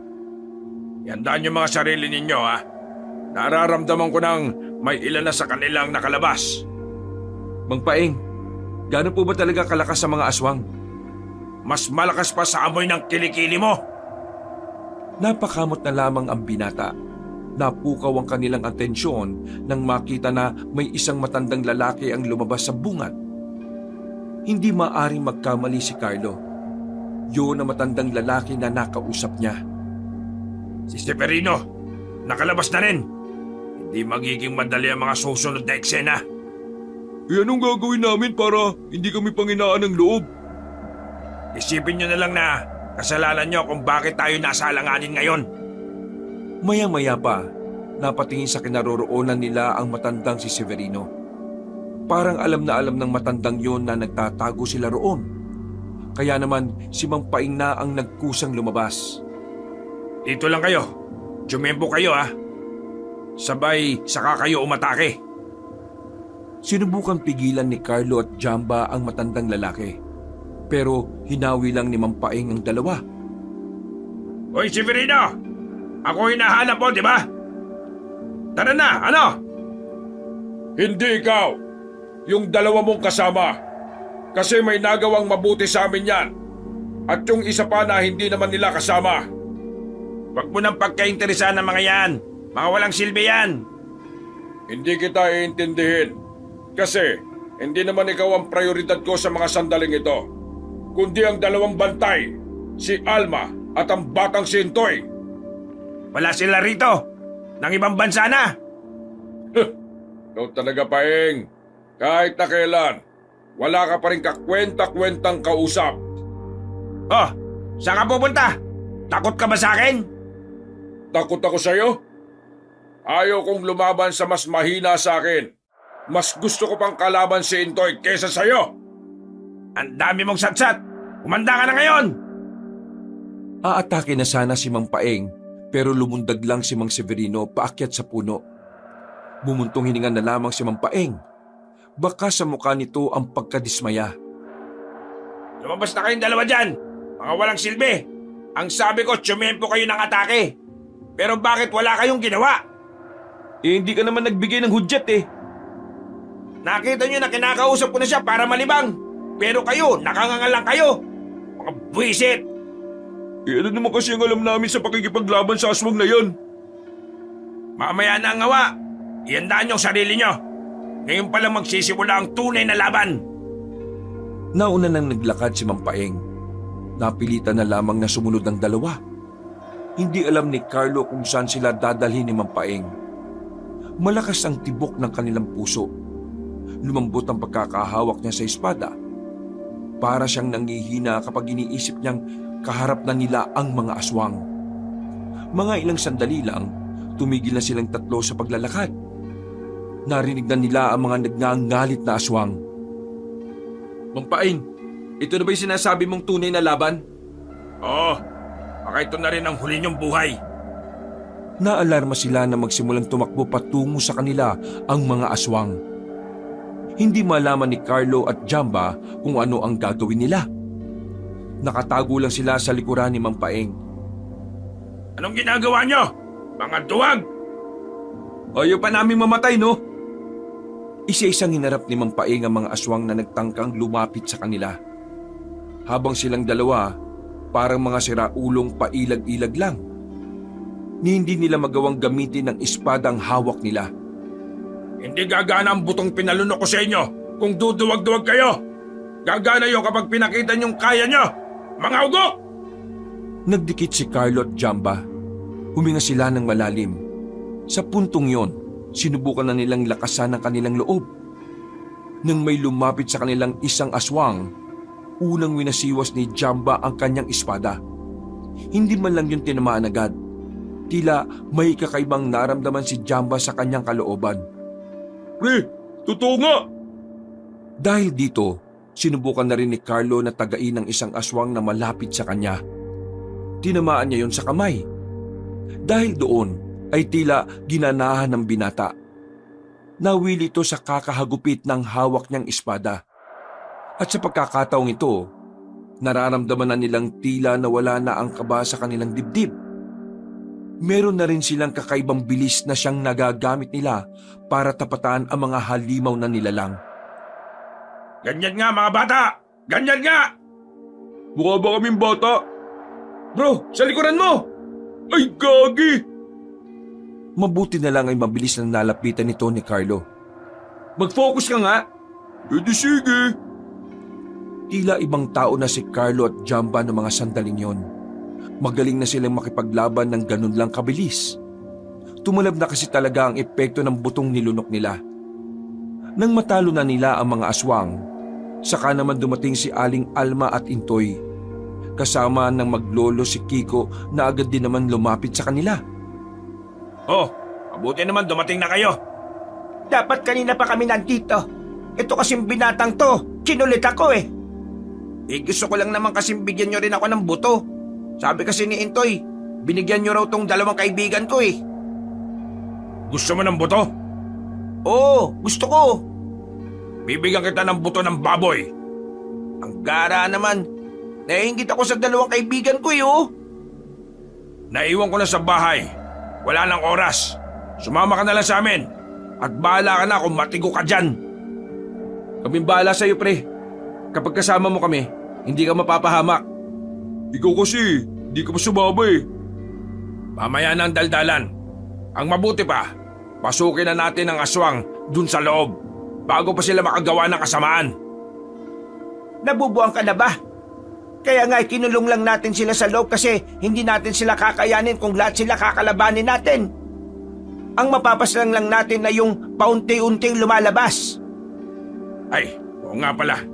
O sige, kalma ka lang. Galit ka na naman kaagad eh. O ganito, kayong tatlo magkakaibigan, doon. Ako, dito. Ito maglola, doon naman sa kabila. Kahit na gusto pang umangal na magkakaibigan ay hindi na rin nila nagawa. Sumunod na lamang sila sa sinasabi ng matandang lalaki. Walang ya, paano ako? Wala akong magagawa. Anong walang magagawa? Meron. Gamitin mo yung hawak mong itak. Hindi nga ako marunong makipaglaban sa mga aswang eh. Hindi naman ako kagaya nyo na parang may kapangyarihan na. Lakasan mo lang ang loob mo. Maagang mamamatay ang mga mahihina loob. Sinimulan na nila Carlo at Jamba ang pakikipaglaban. Sobrang gaan ang pakiramdam ni Carlo sa mga sandaling ito. Para bang sobrang gaan ang bawat kilos niya. Hindi nga siya nakakaramdam ng kahit na anong kaba. Pinagtatataga ni Carlo ang mga aswang. Tila naging libangan na niya ang ganoong klase ng gawain. Kakaibang ligaya ang nararamdaman niya kapag nakikita niyang nakakapatay siya ng aswang. Makalipas lang ang ilang sandali, natapos na rin nila ang laban nila sa aswang. Pero hindi sila naging kampante. Alam nilang wala pa sa kalahati ang kanilang napapaslang. Binalikan nila ang mga kasamahan nila. Sa puntong yon ay kita ni Carlo ang dismayadong muka nila Mang Paeng. Lalong-lalo na ang matandang babae na si Alma. Oh, bakit ganyan ang mga pagmumukha ninyo? Ano nangyari? Kami, natalo namin ng mga aswang na dumaan sa kabilang banda. Tuluyan ang nakawala ang lahat ng aswang sa loob ng baryong ito. Kasalanan niyo po yun eh. Pambira naman. Gumagawa na nga kami ng paraan para makabawi sa inyo eh. Tapos ngayon, sisisihin niyo pa rin kami? Kung hindi sana kayo dumating sa lugar na ito, hindi magkakandal leche-leche ang lahat. Umalis na ang matandang babae. Sumunod naman ang batang si Intoy. Naiwan na lamang sa kanila si Mang Paeng. Wala na tayong magagawa. Ito na nangyari. Magsanay na lang kayo bukas. Para kapag bumalik ang mga aswang, may ibubuga kayo. Lalong-lalo ka na, iho. Tinuro pa ni Mang Paeng ang binatang si Kiko. Naglakad na rin ito palayo. Himalang hindi man lang nag-angas ang matanda. Napabuntong hininga na lamang ang tatlo. Ngayon na nila naramdaman na parang nakokonsensya na rin sila. Kung noon ay wala silang pakialam at tanging sariling kaligtasan lang ang iniisip, tila nagbago ang ihip na yun. Nababahala na rin sila sa maaring idulot ng kampo ng kadiliman. Bumalik sila sa bahay. Tahimik lamang ang magkakaibigan habang napapaisip. Si Jamba naman ay palakad-lakad sa harapan ng dalawa. Hindi mapakali. Pre, pumirmi ka nga sa upuan mo. Nahihilo na kami sa iyo eh. Naiisip niyo ba naiisip ko? Ang alin? Ngayong nakalaya na ang mga aswang, ibig sabihin, isusunod na rin nila tayo. Hindi malabo yan. Kilala tayo ni Bettina. Nasa na kaya yung babaeng yun, no? Lintik na yun. Siya ang dahilan ng lahat ng to eh. Hindi na natin kailangan pang malaman kung nasaan siya. Ang isipin na lang natin ngayon kung papaano natin may tatama ang ginawa nating katarantaduhan. Ngayon pa lang, kapag naiisip ko na maraming buhay ang mawawala ng dahil sa atin sobrang nakokonsensya na ako. Napayuko na lamang si Carlo. Kahit siya ay hindi rin alam ang gagawin. Bagamat meron naman silang kakaibang kalakasan ni Jamba, pakiramdam ni Carlo ay kulang na kulang pa talaga ang kanilang karanasan. Kaya naman, kinabukasan din ay maaga silang nagtungo sa bahay ni Mang Paeng. Sakto naman na nagkakape na ang matanda. Ang aga nyo ah. Talagang gusto nyong matawag na mga binatang dating walang kwenta. Ngayon meron na. Nandito kami para matuto. Kaya sana tulungan nyo kami. Wala namang problema sa akin kung gusto nyong matuto. Masaya ako malaman na naging interesado na rin kayo sa ganitong bagay. Hindi bale. Ngayong umaga, ihanda ako na matinding practice natin. Lahat ng dapat nyong malaman ituturo ko na. Dahil mamayang gabi, baka mangyari ang kinatatakutan nating lahat. Ang pagsakop ng mga aswang. Sa araw na yon, puspusan ang ginawang pag-iensayo ng tatlo. Hindi naging madali para sa kanila ang lahat. Lalo na't mas pinahihirapan sila ni Mang Paeng. Bugbog, pagod, gutom ang inabot nila. Hindi sila pinagbibigyan kahit na hinimatay na si Kiko sa sobrang pagod. Dakong 4:00 ng hapon, nakailata na sila sa papag na nasa bakuran na matandang lalaki. Para bang wala na silang lakas. Buti na lamang pinainom sila ni Mang Paeng ng halamang gamot. Kahit papaano ay nawala ang kanilang pagod at tila muling nabuhay ang kanilang mga ugat. Sana marami kayong natutunan sa akin. Dahil tingin ko, ito na yata ang huling turo ko. At kayo ang huli kong mga naging estudyante.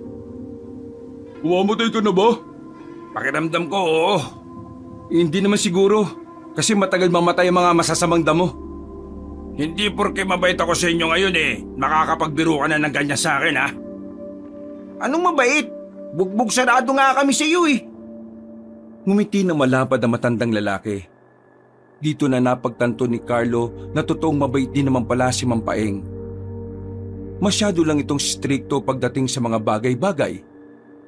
Makalipas sa mga sandali ay kahit papano, nakapagpahinga na rin sila. Inihanda na nila ang kanilang sarili para sa inaabangan nilang laban. Kinakabahan pa rin ako. Hindi pa rin kasi ako pinapalunok ng buto, Ang mahalaga, may nalalaman ka na kung papaano papalag sa aswang. Nakakatuwa. Hindi ko inakala na aabot sa ganitong pagbabakasyon natin. Anong nakakatuwa? Sa ganitong kalagayan natutuwa ka? Sira ulo. Palibasa ikaw may power, Kayo. Naudlot ang kanilang pag-uusap nang makabalik na ang matandang si Paeng. Hindi pa ito nakakapagsalita, alam na agad nilang masama ang dala nitong balita. Kailangan na nating umalis. Nakatanggap ako ng balita galing sa tropa. Hindi tao ang punterya ng mga aswang. Tayo ang punterya ni Severino. Uunahin nila ang mga kumakalaban sa kanila bago nila isagawa ang kasamaan nila sa sanlibutan. Saan tayo pupunta? Sumunod kayo sa akin. Nagmamadali silang makaalis ng baryo. Meron silang pinuntahang kakilala ni Mang Paeng na may sasakyan. Ihahatid sila noon sa kung saan man ang kanilang patutunguhan. Sira kasi ang sasakyan ni Jamba, pero ang kaso nga lang, habang nasa kalagitnaan sila ng biyahe, nagsimula na rin gumawa ng hakbang ang kanilang mga kalaban. Naramdaman na lamang nilang meron nang nakatuntong sa ibabaw ng sasakyan nila. Pilit na binubutas ang bubong. Kaya ang ginawa ni Mang Paeng, tinusok niya ang bubungan gamit ang espada niya. Narinig niya pang dumaing ng sakit yun. Mas lalo namang binilisan ng tagamaneho ang sasakyan. Pero kahit na ganun pa man, nagagawa pa rin silang sundan ng mga yon. Kung harapin na lang kaya muna natin sila. May sipon ba utak mo? Papalag ka sa isang lugar na kung saan sila ang mas lamang. Tama si Mang Paeng. Mas lamang na lamang ang mga aswang kapag ganito ang daan. Maraming puno sa gilid. Pwede silang manggaling sa itaas para atakihin tayo. Mabuti sana kung baril ang hawak natin Pwede tayong humarap. Ang kaso, puro itak at espada. Walang magagawang bato na nilunok ninyo kung marami silang lulusob ng sabay-sabay. Sige pare, bilisan mo lang pagmamaneho. Paliparin mo na kung kinakailangan. Mas lalong bumilis ang kanilang takbo. Na parabang isang pagkakamali lang ng nagmamaneho, maaari silang malaglag sa mga bangin. Pero mas kinakabahala pa nila ang mga aswang na humahabol sa kanila. Pagtingin nila sa likuran, hindi na nila mabilang kung ilang aswang ang lumilipad habang sumusunod sa kanila. Bakit ang bibilis ng mga yan, Mang Paeng? Isa lang ang ibig sabihin yan. Hindi sila pangkaraniwan. Ito kasi ang mahirap Dahil matagal silang nakakulong sa baryong yon. Hindi na rin namin nabantayan talaga kung anong klase na sila ngayon. Gumewang-gewang na naman ang kanilang takbo nang maramdaman nilang bumigat na naman ang bubungan. Nakapasok na ang isang kamay ng aswang doon. Agad namang itong tinusok ni Carlo. Pero hindi pa rin yun natinag. Binasag ng aswang ang salamin sa gilid. Naabot ng aswang si Kiko. Sa halip na makalaban, mas nauna pang mataranta ang binata. Uy! Hinihilan niya ako! Uy! Tulong! Diyos ko, walang silbi! Bumunot ng kutsilyo si Mampaeng at sinaksak ang kamay ng aswang. Bumitaw din naman kagad yun. Akala ko mamamatay na ako eh. Salamat ha. Salamat ang mukha mo. Nag-ensayo ko pa kung duduwag-duwag ka rin naman pala. Uy! Nang lingunin nila ang likuran, nagtaka sila dahil bigla na lamang nawala ang mga humahabol sa kanila. Pero laking gulat na lamang nila nang biglang may mga lumitaw na aswang sa gilid. Inabangan lang pala sila ng mga yon sa daan. Dahil natatakpan na ang harapan ng sasakyan, nawala na sa wisyo ang driver nila. Nakalaunan, bumangga na rin sila sa halamanan sa gilid. Laking pasasalamat na lang nila dahil hindi sila sa bangin nahulog. Ganun pa man, kahit na alam nilang nakaligtas sila sa bangin, alam nilang hindi pa rin sila nakakatakas sa panganib na dulot ng aswang. Sandaling nanahimik ang paligid, pero pagtingin nila sa labas, nakapalibot na ang mga nilalang sa kanila. Bagya pa silang nahihilo-hilo nang lumabas sila ng sasakyan. Sa puntong ito, pinilit ni Carlos na makatindig na maayos. Hinugot na niya ang kanyang espada. Sinubukan niyang pagganahin ang kapangyarihan ng buto. Pero nagtataka siya dahil wala na itong talab. Mampaeng, anong nangyayari? Bakit wala na akong nararamdaman mula sa berdeng buto? Marahil, mas napaagang pagkawala ng kapangyarihan ng buto dahil matagal itong hindi nagamit. Anong mangyayari? May luluan niyo ang buto at ang tanging aasahan niyo na lang ngayon ay ang pansarili niyong talino at lakas. Malas naman oh. Hindi ko pa nga masyadong na-enjoy yung kapangyarihan ng buto eh. Mamaya na kayo dumaldal. Unahin na muna natin itong mga salot na ito. Mga ilang sandali lang ay marahan ng pumaikot-ikot sa kanila ang mga aswang. Huminga ng malalim si Carlo. Medyo nababahala na siya dahil wala na ang inaasahan nilang kalakasan. Mabuti na lang kahit papaano ay meron silang alam sa pakikipaglaban. Bumuntong hininga na lang si Carlo. At maya-maya lamang agad na lumusob ang mga aswang sa kanila. Nakandalabo-labo na. Wala na silang magawa kundi ang tapatan na lamang yon kahit na higit na mas mabibilis ang mga kalaban nila ngayon. Huwag niyong isipin na malakas sila. Masisipin niyo kung ano ang kahinaan nila. Dihado sa laban ng tatlong binata. Sa katunayan, natamaan agad si Jamba sa balikat. At kahit nadaplis na kalmot lang yon, ramdam pa rin ng binata ang mahapding kalmot sa kanya. Ayos ka lang ba pre? Ayos lang ako. Hindi naman tumalaki. Mamaya ka na mag-alala kapag wala na akong ulo. Carlo, balik nga tayo ng pwesto. O sige. Sa kanilang pagpapatuloy, marami na silang napabagsak na aswang. Pero marami na rin silang tama. Lalong-lalo na si Mampaeng.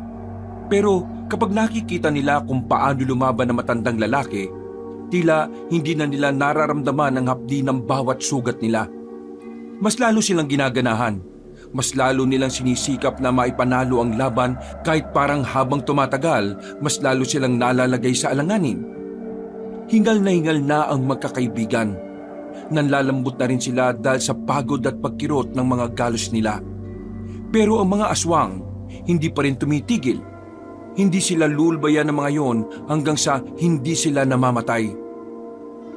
Parang hindi ko na yata kakayanin mga pre. Hindi pwedeng hindi mo kayanin. Kailangan natin mabuhay. Huwag kayong mawalan ng pag-asa. Nararamdaman ko na sila. Paparating na sila. Sinong sila? Ang dalawang mababangis. Napalingon-lingon ang magkakaibigan sa paligid nang biglang maramdaman nilang may kakaibang presensya na paparating. Napapangiti na lamang si Mang Paeng. Habang napapaisip naman si Carlo. Pero kalaunan, napagtanto na rin ng binata kung sino ang tinutukoy na matandang lalaki. Ha! Tapos na kayo ngayon mga salot kayo! Biglang lumabas sa likuran ng puno ang maglolang Alma at Intoy. Nakasuot na ang dalawa ng tela sa kanilang ulo. Maraming burloloy sa katawan at parehong may hawak ng espada na may karit sa dulo. Walang sinayang na sandali ang maglola. Agad na hinigit ni Aling Alma ang leeg ng isang aswang.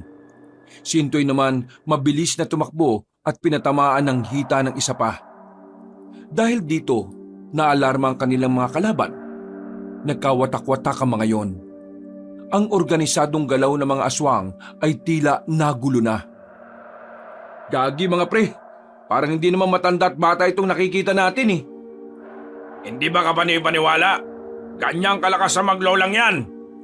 Kung ganyan sila kalakas, bakit hindi na lang nila pinaslang ang mga aswang? Bakit kinulong lang nila noon?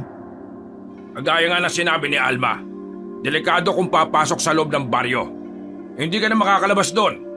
Mas napaganda nga na hindi sila sabay-sabay na lumabas para kahit papano hindi tayo nahihirapan sa dami ng bilang nila.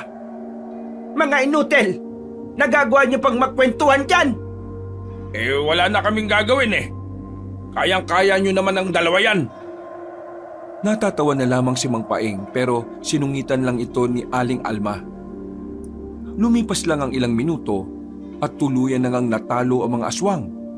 Ang iba naman ay napilitan na lamang umatras. Sa puntong ito, napaupo na lamang sa lapag ang tatlong binata. Latang-lata na sila. Bago sila nawalan ng malay, narinig pa nilang nagbubunga nga si Aling Alma. Nagising sila na nasa loob na sila ng bahay na matandang babae. Hindi nila inaasahan na dadalhin sila doon. Ang akala kasi ni Carlo, hahayaan na lang silang mamatay dahil nga galit sa kanila si Aling Alma. Maraming salamat. Kahit na papaano gumaan na rin ang pakiramdam namin. Paano nyo nagawa na parang wala na kaming sugat? May sugat pa rin kayo. Pero yung halaman na ipinahid namin sa mga sugat ninyo, may kakayahan yung magpamanhid ng halos 2 araw. Saka nyo mararamdaman ulit ang bahagyang kilot kapag wala na ang talab. Pero hindi na ganun kasakit kagaya nung una. Akala namin wala na kayong pakialam. Lalo na si Aling Alma. Totoo naman pong galit si Lola sa inyo Pero nakita naman niya kung paano kayo bumawi. Nakita namin na handa niyong isugal ang buhay niyo para lang maitama ang inyong pagkakamali. Nakakatuwa ka naman bata. Parang mas matured ka pang mag-isip kaysa kay Kiko Kakasilang ko pa lang kasi sa mundong ito, malaking problema na po ang kinamulatan ko. Muntikan na rin ako mamatay nang dahil sa mga aswang. Mabuti na lang at tiniligtas ako ni Lola. Itinuring niya akong parang tunay na apo. Ibig mong sabihin, hindi ka kadugo ni Aling Alma? Hindi po. Inampon niya lang po ako kasi itinapon na daw ako ng mga magulang ko sa ilog Pasensya ka na bata Naalala mo pa tuloy. Pero alam mo bang napakaswerte mo? Bibihira lang ang mga matatandang kakayanin pang mag-alaga ng kagaya mong bata. Napangiti na lamang ang batang si Intoy. Tumayo ito at may kinuha sa kahon. Paglapit nito sa kanila, may hawak-hawak nitong pulseras. Isuot nyo to Makakatulong ito para mapakalma ang kalooban ninyo. Mawawala ang kaba ninyo habang nasa labanan kayo. Dahil doon, mas madali kayo makakapag-focus sa laban. Maraming salamat bata Mamaya, pwede na kayong bumangon. Pumunta na lang kayo sa labas, kakain na kayo. Umalis na rin ang batang si Intoy. Bumuntong hininga na lamang si Carlo ng mga sandaling yon. Kahit na medyo mabigat pa ang kanilang pakiramdam, nagpapasalamat na rin sila dahil nakaligtas pa sila. Makalipas ang mga sandali, bumangon na rin sila at tumungo sa bakuran. Naabutan nilang naroon si Mang Paeng at Aling Alma. Sa puntong ito, hindi na mukhang masungit ang matandang babae. Kalmado na itong nakatingin sa kanila. Ano? Kaya nyo na ba ulit? Bakit po? Lulusubin na naman ba tayo ng mga aswang? Hindi. Meron kami ipapagawa sa inyong 3. Ipapagawa na alin? Baka wish buhay na naman yan Wish buhay talaga to. Pero kayo lang ang alam namin makakagawa nito Sandaling napailing si Mang Paeng. Para bang nagkaroon ng pagkabahala ang reaksyon ng mukha nito. Bagay na nagdulot din ng pagtataka sa magkakaibigan. Yun kasi ang unang pagkakataon na nakita nilang tila walang angas sa mukha ng matandang lalaki. Mang Paeng, ano ba talagang gagawin namin? Pinapakaba mo kami. Kailangan natin ikulong ulit ang mga aswang. Nagkaroon kami ng impormasyon na ang mga aswang ay nasa isang kuweba sa kagubatan na malapit sa nag-iisang batis. Itutusok nyo ang mga selyo di kawayan sa palibot ng kuweba ng mga aswang habang nagpapahinga sila. Bakit kami ang gagawa niyan? Hindi naman kami marunong magritual. Ang ibibigay na selyo di kawayan sa inyo ay may kasama ng ritual. Kailangan na lamang yung itusok sa lupa. Kayo makakagawa nun dahil hindi kabisado ng mga aswang na iyon ang inyong amoy.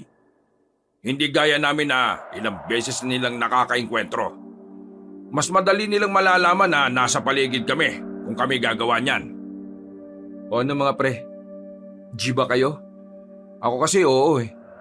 Tutuloy ako. Pero hindi ko kakayanin kung ako lang mag-isa. Kaya sana samahan niyo ako. Sige, sasama ako. Ang magkakaibigan hindi dapat nag-iiwanan. Pero ang magkakaibigan, di ba pwede ring magtanggihan?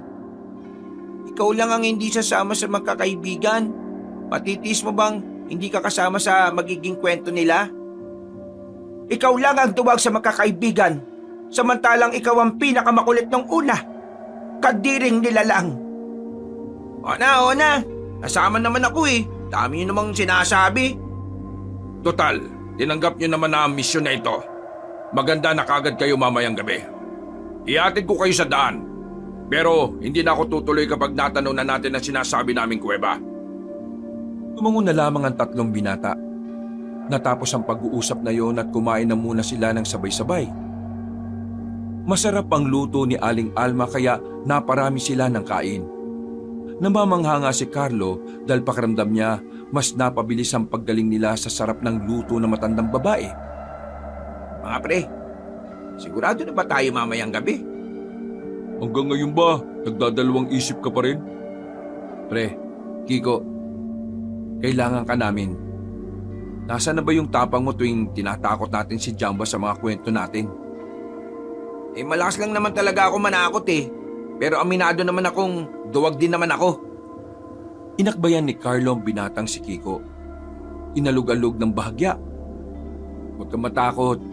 Isipin mo na lang, mas masakit mamatay kapag wala kang nagawa para mabuhay. Lalim nun ah. Mababaw lang yon. Madali ka lang talagang malunod kahit mababaw. Mabilis na lumipas sa mga sandali. Sumapit na naman ang kinagabihan. Ibinigay na sa kanila ni Aling Alma ang nasa 10 selyo di kawayan na nakatali pa ng itim na tela. Huwag niyo agad bibitawan ng kawayan kapag naitusok niyo na. Bumilang muna kayo ng 10 segundo saka niyo bitiwan. Tatandaan ko pong sinasabi niyo, Aling Alma. Gawin niyo ito ng tama. Dahil kung hindi, maalilintikan na talaga kayo sa akin. Naintindihan niyo ba? Tumalsik pa ang laway ni Aling Alma sa mukha ni Carlo, pero hindi na lamang yun pinansin pa ng binata. Maya-maya pa, ay lumarga na rin sila. Inihatid sila ni Mampaeng sa daraanan nila. Pero iniwan na rin sila nito nang makita na nila ang kuweba. Mahirapan tayong maglagay ng kawayan na ito sa bandang harapan ng kuweba. Kaya ako at ikaw, Jamba, ang gagawa nito. Habang ikaw namang Kiko, magiging lookout ka ah. Pero sigurado bang lahat ng aswang nandyan na sa loob ng kuwebang yan? Paano pala kung hindi naman pala? Hindi naman nagbibigay ng maling impormasyon si Mampaing eh. Magtiwala na lang tayo sa sinasabi niya. Nang makabuelo, lumapit na rin sila sa kuweba. Pero mas inuna nila ang paligid nito. Makalipas lang ang ilang minuto, 2 na lamang ang natitirang selyo di kawayan. Kahit wala silang nararamdamang kaba, hindi pa rin sila nagpapadalos-dalos sa kanilang mga gagawing hakbang. Daan-daan lang, Jamba. Ikaw namang Kiko, sumipol ka ng mahina kapag naramdaman mo o nakita mong may paparating ha. Mabilis pero maingat na lumapit si Carlo at Jamba. Pumesto sila sa magkabilang bungad ng kuweba. Agad nilang tinutok ang kawayan at nagbilang ng 10 segundo bago bumitaw. 8, 9, 10! Agad na nakabitaw ang dalaga. Wala pang 1 minuto, narinig na lamang nilang nagsisigawan na ang mga aswang sa loob ng bahay. Nagawa natin! Nagtagumpay tayo! Kailangan na natin makabalik para sabihin sa kanila nangyari. Kiko, tara na! Nagmadali na silang lisanin ang lugar na yon. Nang makabalik na sila sa baryo, masaya nilang binalita ang kanilang nagawa. Tuwang-tuwa si Mang Paeng sa kanila. Yun din ang unang pagkakataon na napangiti nila si Aling Alma. Mabuti naman at may nagawa na rin kayong tama. Ngayon, nakakulong na ulit ang mga aswang. Hindi na tayo mahirapan. Kung meron mang mga natira, madali na lang yon. Basta ang mahalaga nakakulong na si Severino. Tapos na ba ang problema natin? Nakabawi na ba kami? Pwede na ba kaming umuwi? Sasagot na sana si Aling Alma sa tanong na yon, pero laking gulat nila nang marinig nila ang isang pamilyar na tinig ng babae. Tapos na ang lahat. Mukhang malabo pa. Dahil nandito pa kaming dalawa! Napabangon silang lahat sa labas ng kanilang bakuran. Nanlalaki ang kanilang mga mata nang makita nila si Mang Severino at ang babaeng si Bettina. Alam ko nang ikukulong nyo kami ulit. Kaya hindi na ako pumirme sa iisang lugar. Alma, nakakatuwa ang pagsisikap mong ubusin ang lahi namin mga aswang no? Pero nakikiusap ako sa iyo. Matanda ka na. Matanda na tayo. Huwag mo nang bigyan ng dahilan ng kapalaran para mawala ka na sa mundong ito.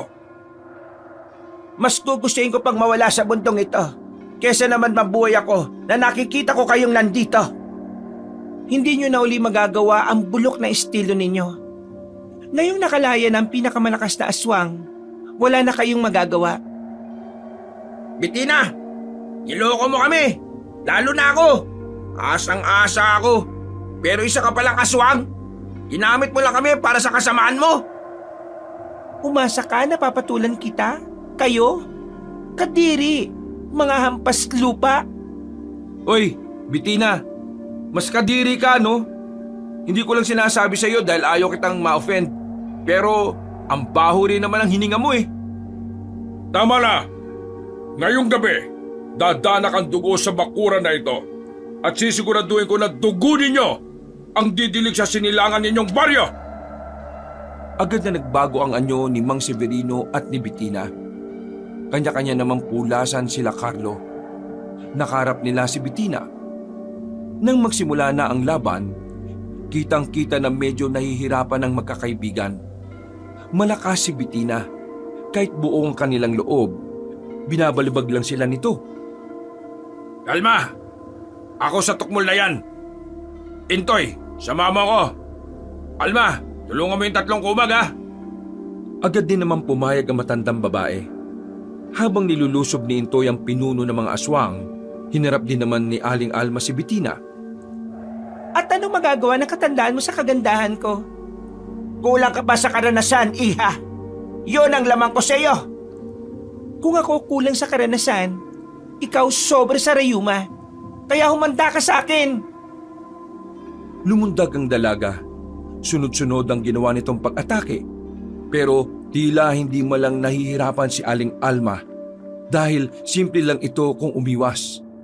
Maya-maya lang, nagulat ang lahat nang sa isang iglap lang bumagsak na lamang ang dalagang si Bettina sa lupa. Nangingisay-ngisay yon. Nanlalaki ang mga mata ni Mang Severino. Hindi to makapaniwala na ganun lang kadaling pinaslang ni Aling Alma si Bettina. Nagbabala na ako sa iyo, iha. Pero hindi ka nakinig. Ang galing ni Aling Alma. Pinaslang mo ang prinsesa ng mga aswang? Pinaslang mo ang kaisa-isa kong pamilya? Nakita mo naman, di ba? Bakit ka pa nagtatanong? Nagulat si Aling Alma nang biglang nasa harapan na niya ang pinuno ng mga aswang. Hinawakan siya nito sa liig. Kaya naman agad na ring tumulong sa kanya si Mang Paeng. Pero wala rin itong binatbat. Nasipa lang ito at tumilapon palabas ng bakuran. Si Intoy naman ang nagtangkang umatake para iligtas ang kanyang lola. Pero tila basang-basa na ni Mang Severino ang galaw ng bata. Hinawakan lang nito ang kamay nito at saka hinagis palayo. Samantala, si Carlo at ang dalawang kaibigan na lamang niya ang natitira. Sa unang pagkakataon, nakaramdam na sila ng takot kahit suot nila ang pulseras. Anong gagawin natin ngayon? Hindi na makahinga si Aling Alma. Wala tayong gagawin. Ha? Anong walang gagawin? Baka mamatay na siya. Magtiwala kayo sa kanya. Sumilay ang kakaibang ngiti ni Carlo nang mapansing tila may binabalak na masama ang matandang babae. Wisit kang matanda ka! Matagal ka ng sakit ng ulo ng mga aswang! Ngayon, tatapusin na kita para wala nang makahadlang sa akin! Hinuwakan ni Aling Alma ang kamay ni Mang Severino. Nang mapatingin doon ng matandang aswang, sinamantala na ni Aling Alma ang pagkakataon. Tinusok niya ang mata ni Mang Severino. Dahil doon ay nakawala siya sa pagkakasakal ng pinunong aswang. Severino, maraming salamat dahil sa sakal mo. Napatunayan kong hindi ka na nga talaga lumakas. Anong hindi lumakas? Huwag mo kong malitin! Muling umatake matandang si Severino. Binuhos nito ang lahat ng kanyang lakas. Pero kahit na anong gawin niya, hindi pa rin matamaan si Aling Alma. Kampanteng-kampante ang matandang babae na sa laban na yon, may papanalo niya yon ng walang kahirap-hirap. Muling nagbago ng anyo si Mang Severino. Lumundag ito sa harapan ni Aling Alma. Tinamaan ito ng kalmot si Aling Alma, pero hindi man lang ito naapektuhan. Sa halip, mas lalo pa itong ginanahan. Nang si Mang Alma naman ang umatake, wala na ring nagawa pa si Mang Severino. Severina! Humina ka na sa tagal mong nakakulong sa baryong yon. Hindi mo ako maloloko. Hindi ka makakapagpanggap sa akin na malakas ka. Kaya naman, ihanda mo ang sarili mo ngayon dahil malapit na kayong magkita ni kamatayan. Wag! Kaya ko magbago! Basta wag mo lang akong paslangin! Kapag binuhay pa kita ngayon, magkakaroon ka pa ng pagkakataon maibalik ang dati mong lakas. Kaya ngayon pa lang, pipigilan na kita. Walang ano-ano, hinagupit ni Aling Alma ng espada niya ang lieg ni Mang Severino. Napapikit na lamang sila Carlo nang makita ang senaryong yun. Walang kahirap-hirap, nanahimik na ang pinuno ng mga aswang. Mangang-mangha ang tatlong binata. Hindi kasi nila inakalang ganun pala talaga kalakas at kahusay ang matandang si Alma. Nang matalo nila si Mang Severino, pinuntahan naman nila ang kuweba, kung saan nakaselyo ang iba pang aswang. Sinunog nila ang kuweba para sabay-sabay nang mamatay ang mga natitirang kalaban nila. Kinabukasan ng umaga, masaya silang ipinagdiwang ang kanilang pagkakapanalo. Nagkaroon sila ng kaunting kainan at pagkatapos nagpadasal na rin sila. Marami pong salamat sa inyo. Hindi namin makakalimutan ang karanasan namin dito. Dadalhin po namin ito hanggang Maynila. At pasensya na rin po pala kayo sa kaguluhan na dinulot namin. Ang mahalaga, nasa katahimikan na rin ang baryo. Maging aral sana sa inyo na gawing seryoso mga bagay na hindi nyo lubos na maintindihan. Tumango na lamang ang tatlo at makalipas lang ang ilang araw, hinatid na rin sila ni Mang Paeng sa sakayan ng bus. Umuwi sila ng Maynila na dala-dala ang mga aral ng kaganapan. Mula nang maranasan nila ang mga yon, nagbago na ang pananaw ng magkakaibigan. Mas naging maunawain na sila, mas malawak na ang kanilang kaisipan, at higit na ginagalang ang paniniwala at pananaw ng iba. Hindi man sila gaanong napalaban sa mga aswang, masaya pa rin ang kanilang puso dahil alam nila na kahit papaano, meron silang naiambag para pigilan ang kasamaan. Wakas,